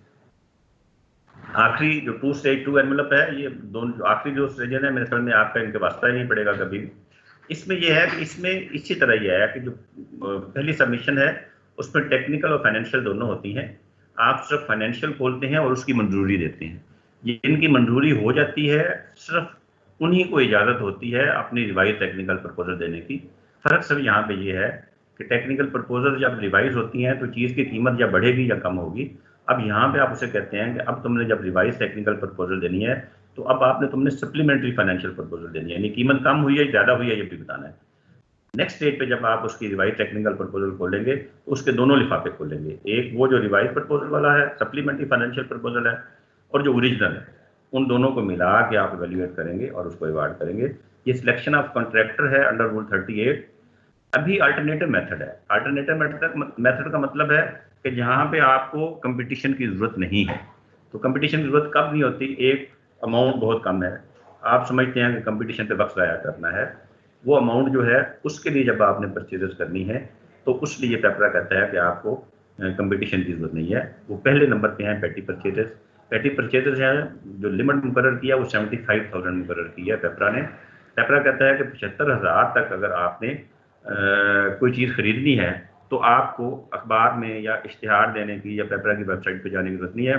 सिंपल आप इजाज़त लें अप्रूवल मैकेनिज्म के तहत, बाजार जाएं, बाजार सर्वे करें, एक कोटेशन काफ़ी है जिसकी बुनियाद पे आपने सर्वे किया है, सबसे कम रेट जिसने दिया है आप उससे चीज़ खरीद लें, आके अपने स्टॉक रजिस्टर में दर्ज करें, वॉचर जो है वो फाइल में लगाएं और उस बंदे को पेमेंट कर दें। कोई लंबा चौड़ा प्रोसीजर नहीं है। पेटी परचेजेज आगे थ्रू कोटेशन है, यानी वो 75,000 से ऊपर 2 लाख तक है। वो कहते हैं कि कम से कम 3 कोटेशन इन राइटिंग आपने जाके लानी है, लेटर लिख के मंगवा लें मुख्तलिफ 2, 3, 4 कंपनियों को, कम से कम 3 बंदों को आपने लेटर लिखना है या बाजार जाके खुद कोटेशन ले आए। उन कोटेशन पे आपने कंपैरिजन करना है, जिसका लोएस्ट रेट है उससे आपने वो चीज़ खरीद लेनी है, किसी एडवर्टाइजमेंट की जरूरत नहीं है। तीसरे नंबर पर जो अल्टरनेटिव है वो डायरेक्ट कॉन्ट्रैक्टिंग है, यानी पेटी परचेज तो नहीं है लेकिन कंपटीशन का फायदा नहीं है। वो कहाँ कहाँ पे होता है? वो एक्विजिशन है स्पेयर पार्ट्स, यानी आपने कोई मशीनरी खरीदी है, अखबार में इश्तिहार दे के पूरी मेहनत करके एडवर्टाइजमेंट करके खरीदी है, अब उस मशीनरी को चलाने के लिए, उस प्रोजेक्ट को चलाने के लिए स्पेयर पार्ट्स की जरूरत है, वो उसी बंदे के पास है जिससे आपने वो पहला मुआहदा किया था। तो पेपरा कहता है कि डायरेक्ट आप उससे कॉन्टैक्ट कर लें, वो आपको स्पेयर पार्ट प्रोवाइड करेगा जब आपको जरूरत है। एक ही मैन्युफैक्चरर या एक ही सप्लायर है, आप डायरेक्ट कॉन्ट्रैक्टिंग कर सकते हैं ताकि टेक्निकल डिफिकल्टीज पैदा ना हो। रिपीट ऑर्डर 15% तक जैसे पहले था, इमरजेंसी है डायरेक्ट कॉन्ट्रैक्टिंग कर सकते हैं, गवर्नमेंट प्राइस फिक्स कर दे डायरेक्ट कॉन्ट्रैक्टिंग हो सकती है, कोई गाड़ी आपने खरीदनी है लोकल मैन्युफैक्चरर से तो उसके लिए भी डायरेक्ट कॉन्टैक्ट हो सकता है। लेकिन यहाँ पे एक पाबंदी है कि ये डायरेक्ट कॉन्ट्रैक्टिंग 3 साल के लिए होगी, इससे ज़्यादा के लिए नहीं होगी। जो अल्टरनेटिव मेथड में एक तो पहला ये पैटी था, दूसरा था लिमिटेड टेंडर इंक्वायरी 3 वाली, तीसरी थी डायरेक्ट कॉन्ट्रैक्टिंग, चौथी जो है वो निगोशिएशन होती है। यानी पेपरा निगोशिएशन की इजाज़त देता है कुछ चीज़ों में। पहले हमने कहा था कि निगोशिएशन की इजाज़त बिल्कुल नहीं है, लेकिन पेपरा निगोशिएशन की इजाज़त देता है। कब देता है? आप कोई साइंस में लेबॉरेटरी में कोई तजर्बा कर रहे हैं, तो रिसर्च वर्क है आपका, आप एक्सपेरिमेंट कर रहे हैं, उसके लिए स्पेसिफिक रिसर्च मटेरियल चाहिए जो कि कंपटीशन की सूरत में मुमकिन नहीं है, तो आप उसके लिए नेगोशिएशन करके ले सकते हैं। तो टेक्निकल या आर्टिस्टिक रीजन हैं उनके लिए ले सकते हैं। तीसरा जो ज़्यादा ज़रूरी है आपको समझने के लिए वो है for reason of extreme emergency, यानी अगर आप अर्जेंसी में आपके पास टाइम लाइन शॉर्ट है और आपने अब परचेजेस करनी है तो आप क्या करें? इसकी मिसाल ऐसे है कि आपने कोई इवेंट जो है वो जैसे हमारा रबी अव्वल आ रहा है, आपने उसके लिए बंदोबस्त किया हुआ है, लेकिन आपसे कहा जाता है कि इंटर कॉलेज कंपटीशन करवाएं, तो आपके पास प्लान तो था लेकिन आपका अपने कॉलेज की हद तक था, अब वेन्यू तब्दील हो गया है, तो इसके लिए आपको ज़्यादा खर्चा की जरूरत है, हालांकि आपके पास ज़्यादा वक्त नहीं है कि आप सारा एडवर्टाइजमेंट करें। इस सूरत में वो कहते हैं कि आप नेगोशिएशन करके वो अपना काम कर सकते हैं। इस तरह प्रोविंशियल कैबिनेट की मंजूरी है किसी स्पेसिफिक प्रोक्योरमेंट की, उसी से करेंगे। टाइम बाउंड मेगा प्रोजेक्ट्स हैं उनके लिए आप डायरेक्ट नेगोशिएशन कर सकते हैं। ये देखिए ये प्रोक्योरमेंट प्रोसेस है, तो ये माइक बंद करा दीजिएगा। ये प्रोक्योरमेंट प्रोसेस है, इसमें जितनी भी हमने डिस्कशन की है वो तमाम आ गई हैं। 75,000 तक है, वन कोटेशन, कोई उसमें इशू नहीं है, आपने इजाज़त लेनी है, सेंक्शन लेनी है, पेमेंट कर देनी है। 75,000 से 2 लाख तक 3 कोटेशन है, बाकी सारा प्रोसेस हुई है। 2 लाख से अब आगे जब चलेगा तो अब कंपटीशन वाला प्रोसेस शुरू हो गया है। 30 लाख तक आपने सिर्फ पेपरा की वेबसाइट पे देना है और 30 लाख से अगर ज़्यादा है तो कम से कम 2 अखबारों में देना है, एक इंग्लिश और एक उर्दू में, और पेपरा की वेबसाइट पे देना है। ये जितनी हमने पहले डिस्कशन की है वो सारी की सारी फॉर्मेलिटीज जो हैं अगर आप कंपटीशन कर रहे हैं तो आपने पूरी करनी है, अगर अल्टरनेटिव में है या डायरेक्ट कॉन्ट्रैक्टिंग में है तो फिर उसके लिए कंपटीशन वाला प्रोसेस माइनस हो जाएगा, बाकी सारी शराइत जो है वो भी रहेंगी। अब आगे सिलेक्शन है कंसल्टेंट की, तो कंसल्टेंट हमने देखा था लार्ज कंसल्टेंसी में, सिर्फ लार्ज कंसल्टेंसी में कंसल्टेंट सिलेक्शन कमेटी है, 3 इसके 4 हो सकते हैं। लीस्ट कॉस्ट हो सकता है अगर सिर्फ सिंपल है कीमत की बुनियाद पे, अगर उसकी क्वालिटी भी चाहिए तो क्वालिटी और कीमत में आप तवाज़ुन कर सकते हैं, खाली क्वालिटी चाहिए तो सिर्फ क्वालिटी बेस करेगी, कीमत मैटर नहीं करेगी। डायरेक्ट कॉन्ट्रैक्टिंग में ऐसे प्रोजेक्ट्स हैं जो गवर्नमेंट समझती है कि ये बहुत बड़े प्रोजेक्ट्स हैं और इनमें कंपटीशन की जरूरत नहीं है, तो उसमें निगोशिएटेड प्राइस आ सकती है। इंडिविजुअल कंसल्टेंट का कॉन्सेप्ट हमने देखा है कि कम से कम 3 कंसल्टेंट हैं, उनमें से आपने एक करके बंदा रखना है। ये स्लाइड आपको समझाएंगी। फीस कॉस्ट में क्या है, सिर्फ कॉस्ट है, क्वालिटी का जीरो। तो जिसकी कॉस्ट सबसे कम है वो आपका लोएस्ट है। इसमें देखें क्वालिटी एंड कॉस्ट में है, तो इसमें अलग-अलग आपने उनको मार्किंग करनी है। ये 70-30 आपने रखा था इसका। तो इसमें जो obtained मार्क्स हैं क्राइटेरिया में क्वालिटी के, वो और कास्ट के, जिस बंदे ने जितने जितने हासिल किए हैं, ABC पार्टियां हमारे पास, हमने उनको जमा किया है। अब जिसका हाईएस्ट कंबाइंड स्कोर है वो आपका लोएस्ट होगा। जब खाली क्वालिटी की बात हो तो कास्ट को कोई नंबर नहीं देते, क्वालिटी की बुनियाद पे जो क्राइटेरिया हमने मुकर्रर किया है उसकी बुनियाद पे हम फैसला करते हैं कि लोएस्ट कौन बंदा है। यहाँ पे निगोशिएशन की इजाजत होती है जब सिर्फ क्वालिटी के बेस पे हो। आप नेक्स्ट लोएस्ट के साथ निगोशिएशन कर सकते हैं, उस बंदे के साथ भी निगोशिएशन कर सकते हैं अगर रेट उसके अगर रेट ठीक। फर्स्ट फॉर प्रपोजल जो है, जब आप शार्ट लिस्ट कर लेते हैं कंसल्टेंट्स को, तो ओनली शार्ट लिस्टेड कंसल्टेंट को जब आप कहते हैं कि अब आप प्री क्वालिफाइड कंसल्टेंट्स हैं, तो आप उनको लेटर ऑफ इन्विटेशन भेजते हैं, आप उनसे कहते हैं ये आप पार्टिसिपेट करें, तो इसके TOR बन जाते हैं, वैल्यूएशन है, पोजीशंस हो सकती हैं, लम सम हो सकता है, आप कैसे तय कर लें, टाइम वेस्ट है, आप उसे करने इतने टाइम में करना है। इवन अगर छोटे काम है तो घंटों की बुनियाद पे भी या रोजाना की बुनियाद पे आप जो रिक्वेस्ट फॉर प्रपोजल है वो ले सकते हैं। इसके स्पेशल प्रोसीजर करना चाहिए। कमेंसमेंट और क्लोजिंग दो कॉन्सेप्ट हैं पेपर में। कमेंसमेंट उस दिन होगी जिस दिन आपका कॉन्ट्रैक्ट साइन होके एग्रीमेंट में तब्दील हो जाएगा, उस दिन कमेंसमेंट हो जाएगी।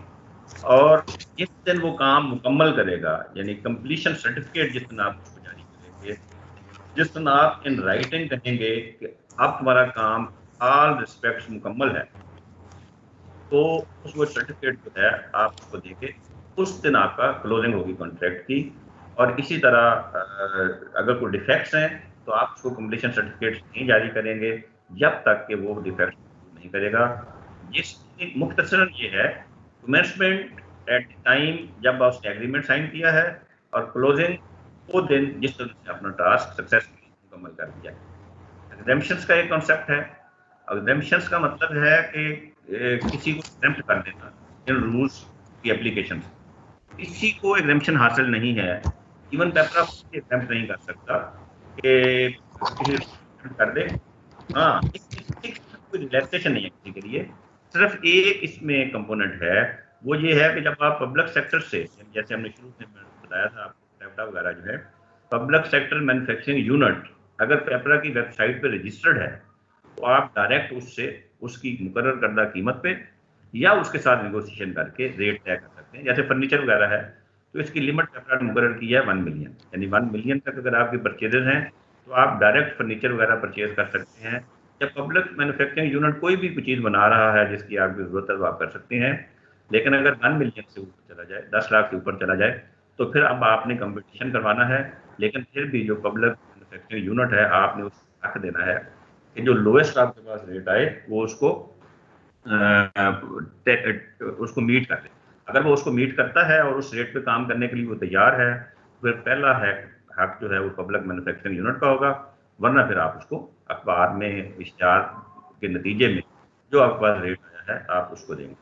रिडेसल का कॉन्सेप्ट है ग्रीवेंस का। ये वो कमेटी है जो अवार्ड करने से पहले, यानी जब आपने अनाउंस किया था और आपने 10 दिन इंतजार किया है अवार्ड में, ये उस टाइम में अगर किसी बंदे को आपके किसी प्रोसीजर पे, आपकी ट्रांसपेरेंसी पे, आपके जो सिलेक्शन ऑफ मेथड है उस पर, या किसी किस्म का कोई भी एतराज़ है, उसको आपका जो लोएस्ट अनाउंस जो बिड है उस पर, तो वो अपने एतराज़ात दाखिल कर सकता है। उसके लिए हर इदारा एक कमेटी बनाता है जिसको रिडेसल ग्रीवेंस कमेटी कहते हैं। इस कमेटी का ये काम होता है, ये इंडिपेंडेंट कमेटी होती है और नंबर की होती है। इसका काम ये होता है कि वो ये डिसाइड करे जिस बंदे की ग्रीवेंस है वो जो within not later than 10 days है, विद इन 10 डेज नाम अनाउंसमेंट है, और उसका ये देखेगा क्या उसका एतराज़ ठीक है। अगर ठीक है वो जिन्होंने प्रोसेस किया होता है उनको डायरेक्ट करती है कि अपना प्रोसेस ठीक करें। अगर उसका एतराज़ ठीक ना हो तो उसको रिजेक्ट कर देती है, और ये फैसला 15 दिन के अंदर अंदर करना होता है। इस दौरान प्रोक्योरमेंट का प्रोसेस है वो सस्पेंड नहीं होता, आपने अपनी कार्रवाई जारी रखनी है। जो ही कमेटी का फैसला आएगा आपने असाइनमेंट का एक कॉन्सेप्ट हमने पढ़ा है। असाइनमेंट का मतलब ये है दो प्रोक्योरिंग एजेंसीज अपना काम एक दूसरे को अपनी मर्जी से दे सकती हैं। यानी एलडीए ने अगर अपना कोई काम करवाना है एमसीएल से, तो अगर दोनों राजी हो जाएं तो वो एक एजेंसी अपना काम दूसरी को जिस हद तक देना चाहे वो दे सकती है। आर्बिट्रेशन का एक कंसेप्ट है। आर्बिट्रेशन का मतलब ये है कि अगर इस दौरान झगड़ा पैदा हो जाए, जैसे ब्लैक लिस्टिंग वाला है, कोई झगड़ा पैदा हो जाए तो उसमें कोई ना कोई मेडिएटर हो, कोई बंदा बीच बचाव करने वाला अगर हो तो उसको हल कर ले। अगर मेडिएशन से ना हो तो फिर आर्बिट्रेटर के मुकर्रर उसका मेथड बना के आर्बिट्रेटर मुकर्रर किया जा सकता है, जिसका फैसला फाइनल होता है। गवर्नमेंट का रिकॉर्ड जो है आफ्टर कंप्लीशन 5 साल के लिए प्रिजर्व करना है। विद इन 5 ईयर्स आपने रिकॉर्ड को संभाल के रखना है। पब्लिक एक्सेस है, अवार्ड ऑफ कॉन्ट्रैक्ट के फौरन बाद हो जाती है। है इन तमाम रूल से वो मिस प्रोक्योरमेंट कहलाती है और होती है। इस तमाम बहस को अगर हम समेटें तो जो 10 स्टेप समरी बनती है। हम क्या करते हैं, सबसे पहले आइडेंटिफाई करते हैं, प्रायोरिटाइज करते हैं नीड को, फिर हम देखते हैं हमारे पास पैसे कितने हैं, रिसोर्सेज कितने हैं। उसके बाद हम स्पेसिफिकेशंस तय करते हैं नीड्स सेटिस्फेक्शन के लिए।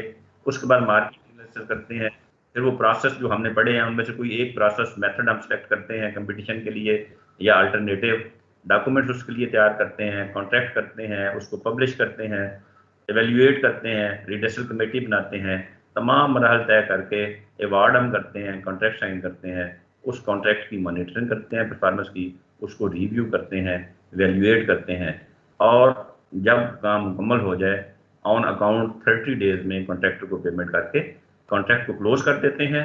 और वो जो रिकॉर्ड होता है वो पब्लिक की एक्सेस में भी होता है, लेकिन आपने 5 साल तक उस रिकॉर्ड को सेव रखना होता है, महफूज रखना होता है। सबसे बड़ी बात और आखिरी बात ये है, ये सब कुछ जो हमने किया है ये बाई डूइंग है। जब आप प्रैक्टिकली इसमें से गुजरेंगे तो फिर आपको पता चलेगा कि इसकी इम्प्लीमेंटेशन कैसे करते हैं। हस्बे वाला 15 मिनट आखिरी जो हैं, अब हम सवाल जवाब लेंगे।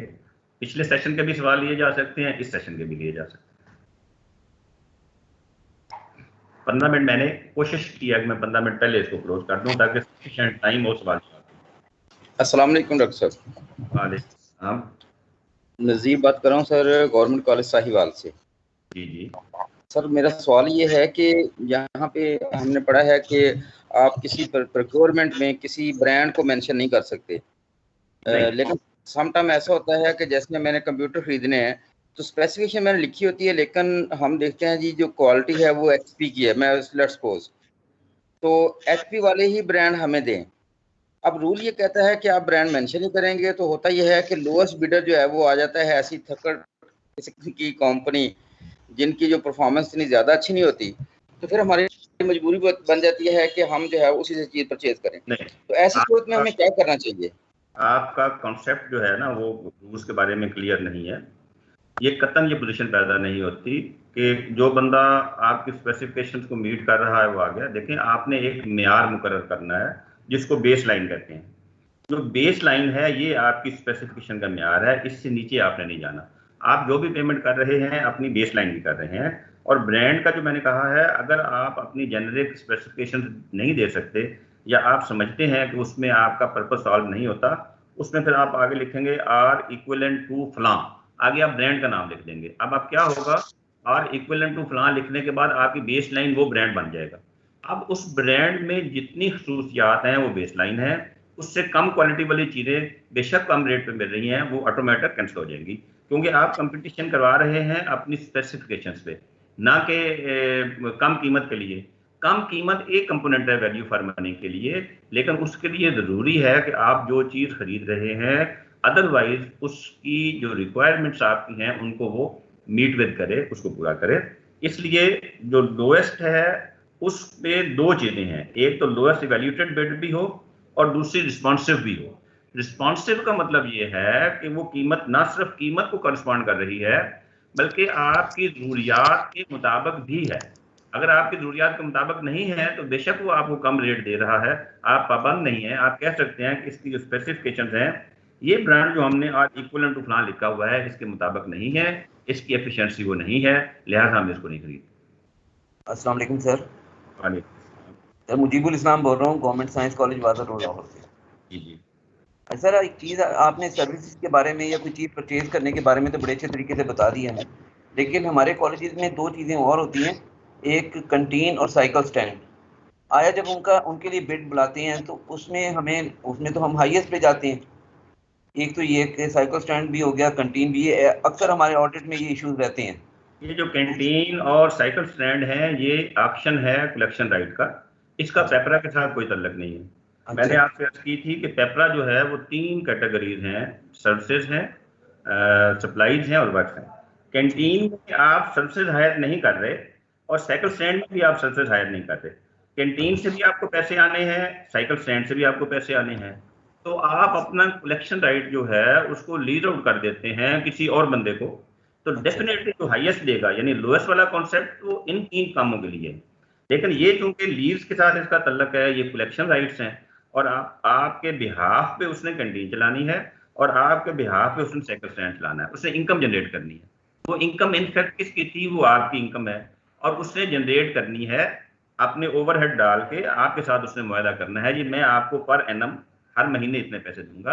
इसके लिए शराइत बिल्कुल मुख्तलिफ हैं। इसके लिए ये है कि आपने सरकारी बोली करनी होती है, कैंटीन के लिए भी, साइकिल स्टैंड के लिए भी। आप उससे कहते हैं कि जो सरकारी बोली है, जो इंटरेस्टेड पार्टीज हैं वो 1/10 उसका जमा करवाएं। 1/10 जमा होकर आप बोली चलती जाती है, जो सबसे ज़्यादा रेट देता है आप उसके साथ उसे कहते हैं जी हाँ तेरा रेट जो है, उसकी अप्रूवल लेते हैं। अप्रूवल लेके फिर आप उसके साथ पेमेंट प्लान तय करते हैं।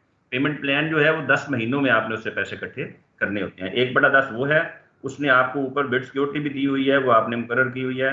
इन दोनों को एडजस्ट करके आप उसके साथ इंस्टॉलमेंट प्लान बनाते हैं और उसे आप कहते हैं कि ये टर्म एंड कंडीशन है, ये हर महीने की 5 तारीख तक तुमने पैसे देने हैं, चीज़ों को नुकसान नहीं पहुंचाना, रेट जो है ना वो ज़्यादा नहीं करने। तो ये एक अलग प्रोसेस है, पेपरा से हट के है, इसका लीग के साथ तक है, पेपरा के साथ अलग नहीं। शुक्रिया, थैंक यू जी। अस्सलाम वालेकुम सर। वालेकुम अस्सलाम। अशरफ बात कर रहा हूँ गवर्नमेंट कॉलेज भलवाल से, सरगोदा से। जी अस्सलाम वालेकुम सर, आवाज आ रही है आपको मेरी? आ रही है जी, आप फरमाएं।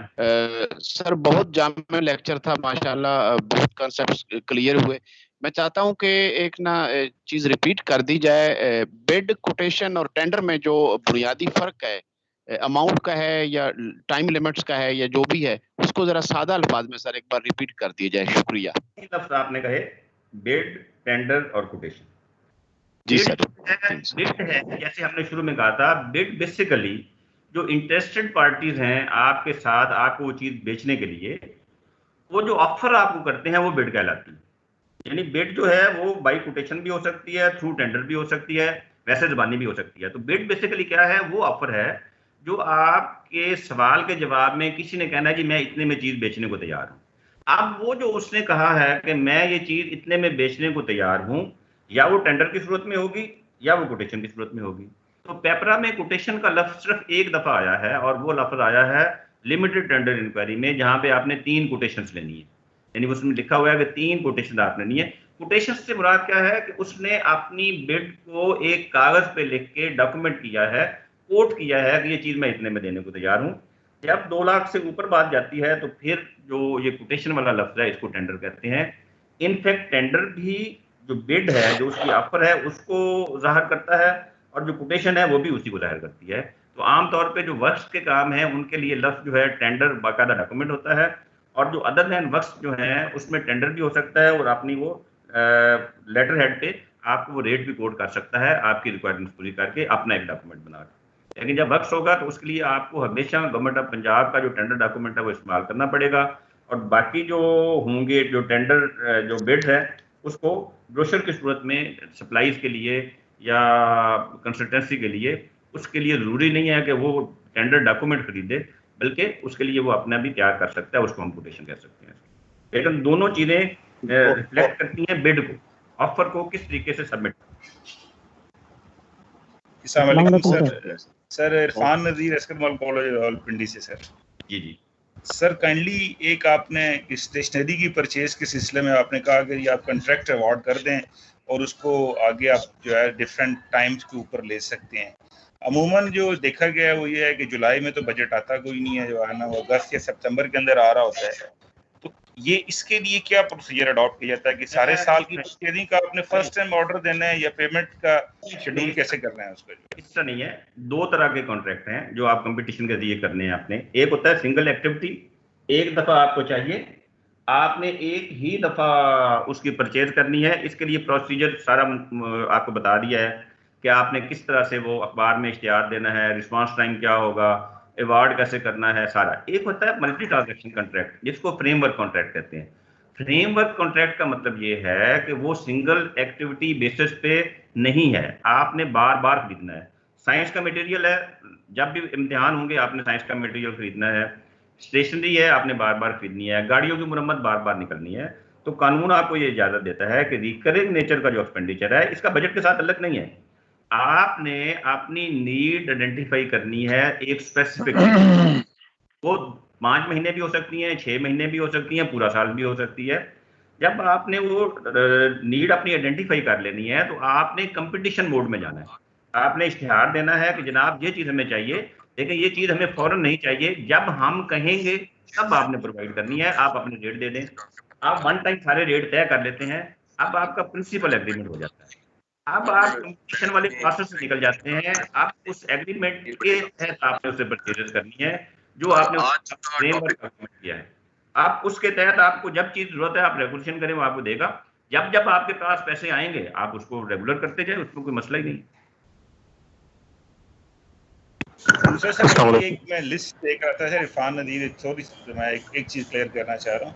एक दफ़ा मैं जिससे पहले मैं दुलताला कॉलेज में पोस्टेड था, तो हमने जो अडयाला जेल है उससे फर्नीचर कॉलेज का परचेज किया और वो ज़रा विदाउट जो टेंडर प्रोसेस है उसको लिया। लेकिन अभी जो पेपरा की साइट है उसमें ये जो जेल्स के अंदर जो फैक्ट्रीज होती हैं उनका जिक्र नहीं है, तो वेदर वी कैन परचेज और नॉट, ये उस प्रोसेस के वो है। दो शर्तें हैं, पब्लिक मैन्युफैक्चरिंग यूनिट हो और पेपरा की वेबसाइट पे रजिस्टर्ड हो, फिर आप परचेज कर सकते हैं। अगर आप इंटरेस्टेड हैं तो आप उनसे अगर किसी से कहेंगे ना तो वो फौरन पेपरा वाले रजिस्टर कर लेते हैं। जस्ट रिक्वेस्ट जाने की देर है, वो फौरन रजिस्टर कर लेते हैं। अस्सलाम वालेकुम सर, प्रोफेसर नजर फरीद बोल रहा हूँ इस्लामिया कॉलेज से। ये पिछले सेशन के हवाले से क्वेश्चन है जी जी। वो ये कि अगर ऑडिटर जो है वो ऑडिट कर रहा है और उसके माइंड में कोई सस्पिशन हो जाता है उसे, तो उस सूरत में वो अपने जो ऑडिट फ्रेमवर्क से हट के कोई इन्वेस्टिगेशन कर सकता है और उसके लिए उसे कोई स्पेशल परमिशन की जरूरत होती है? देखिए, ये जो ऑडिट में जो इंफॉर्मेशन गेन करनी है ना, ऑडिट में बेसिकली क्या करना होता है, उसने इंफॉर्मेशन गेन करके उस इंफॉर्मेशन की ट्रांसपेरेंसी चेक करनी होती है। तो ऑडिट के दिल में अगर कोई शक होता है तो वो उसके बारे में इन्वेस्टिगेशन भी कर सकता है और लोगों से सवाल जवाब भी कर सकता है। उस बंदे से भी कर सकता है जो कस्टोडियन ऑफ रिकॉर्ड है, या जो अलाइड लोग हैं उनसे भी कर सकता है। उसके लिए उससे किसी स्पेशल परमिशन की जरूरत नहीं है, सिर्फ वो अपना पॉइंट फाइन कर रहा होता है कि ये जो शक पड़ा है क्या ये शक ठीक है या गलत है, इसका इख्तियार ऑडिट को है। और ये नॉन प्रोडक्शन ऑफ रिकॉर्ड जो है इसके ऊपर जो है थोड़ा ब्रीफ कर दें। देखिए, नॉन प्रोडक्शन ऑफ रिकॉर्ड जो है इटसेल्फ क्राइम है। नॉन प्रोडक्शन ऑफ रिकॉर्ड जो है ये इसको सबसे ज्यादा यानी सीधी जो दिया जाता है वो नॉन प्रोडक्शन ऑफ रिकॉर्ड, यानी आपका पैसा बनना एक इतना सिग्निफिकेंट नहीं है जितना नॉन प्रोडक्शन ऑफ रिकॉर्ड। तो नॉन प्रोडक्शन ऑफ रिकॉर्ड का मतलब ये है कि या आप नेग्लिजेंस है, विलफुल आपने रिकॉर्ड तैयार नहीं किया, या आप डिवाइड कर रहे हैं, टैक्स चार्ज कर रहे हैं, ऑडिट ना हो सके। इन दोनों बातों का आपको ख्याल रखना पड़ेगा। नॉन प्रोडक्शन रिकॉर्ड से हर सूरत में बचना चाहिए। जैसे मैंने अर्ज किया था कि रिकॉर्ड को तैयार करने में संजीदगी का मुजाहरा करना चाहिए और ऑडिटर को रिकॉर्ड तलब करे उसको ढेर लगा देना चाहिए उनके टेबल पे, ताकि उन्हें पता हो कि हम ये काम जो है वो करना है।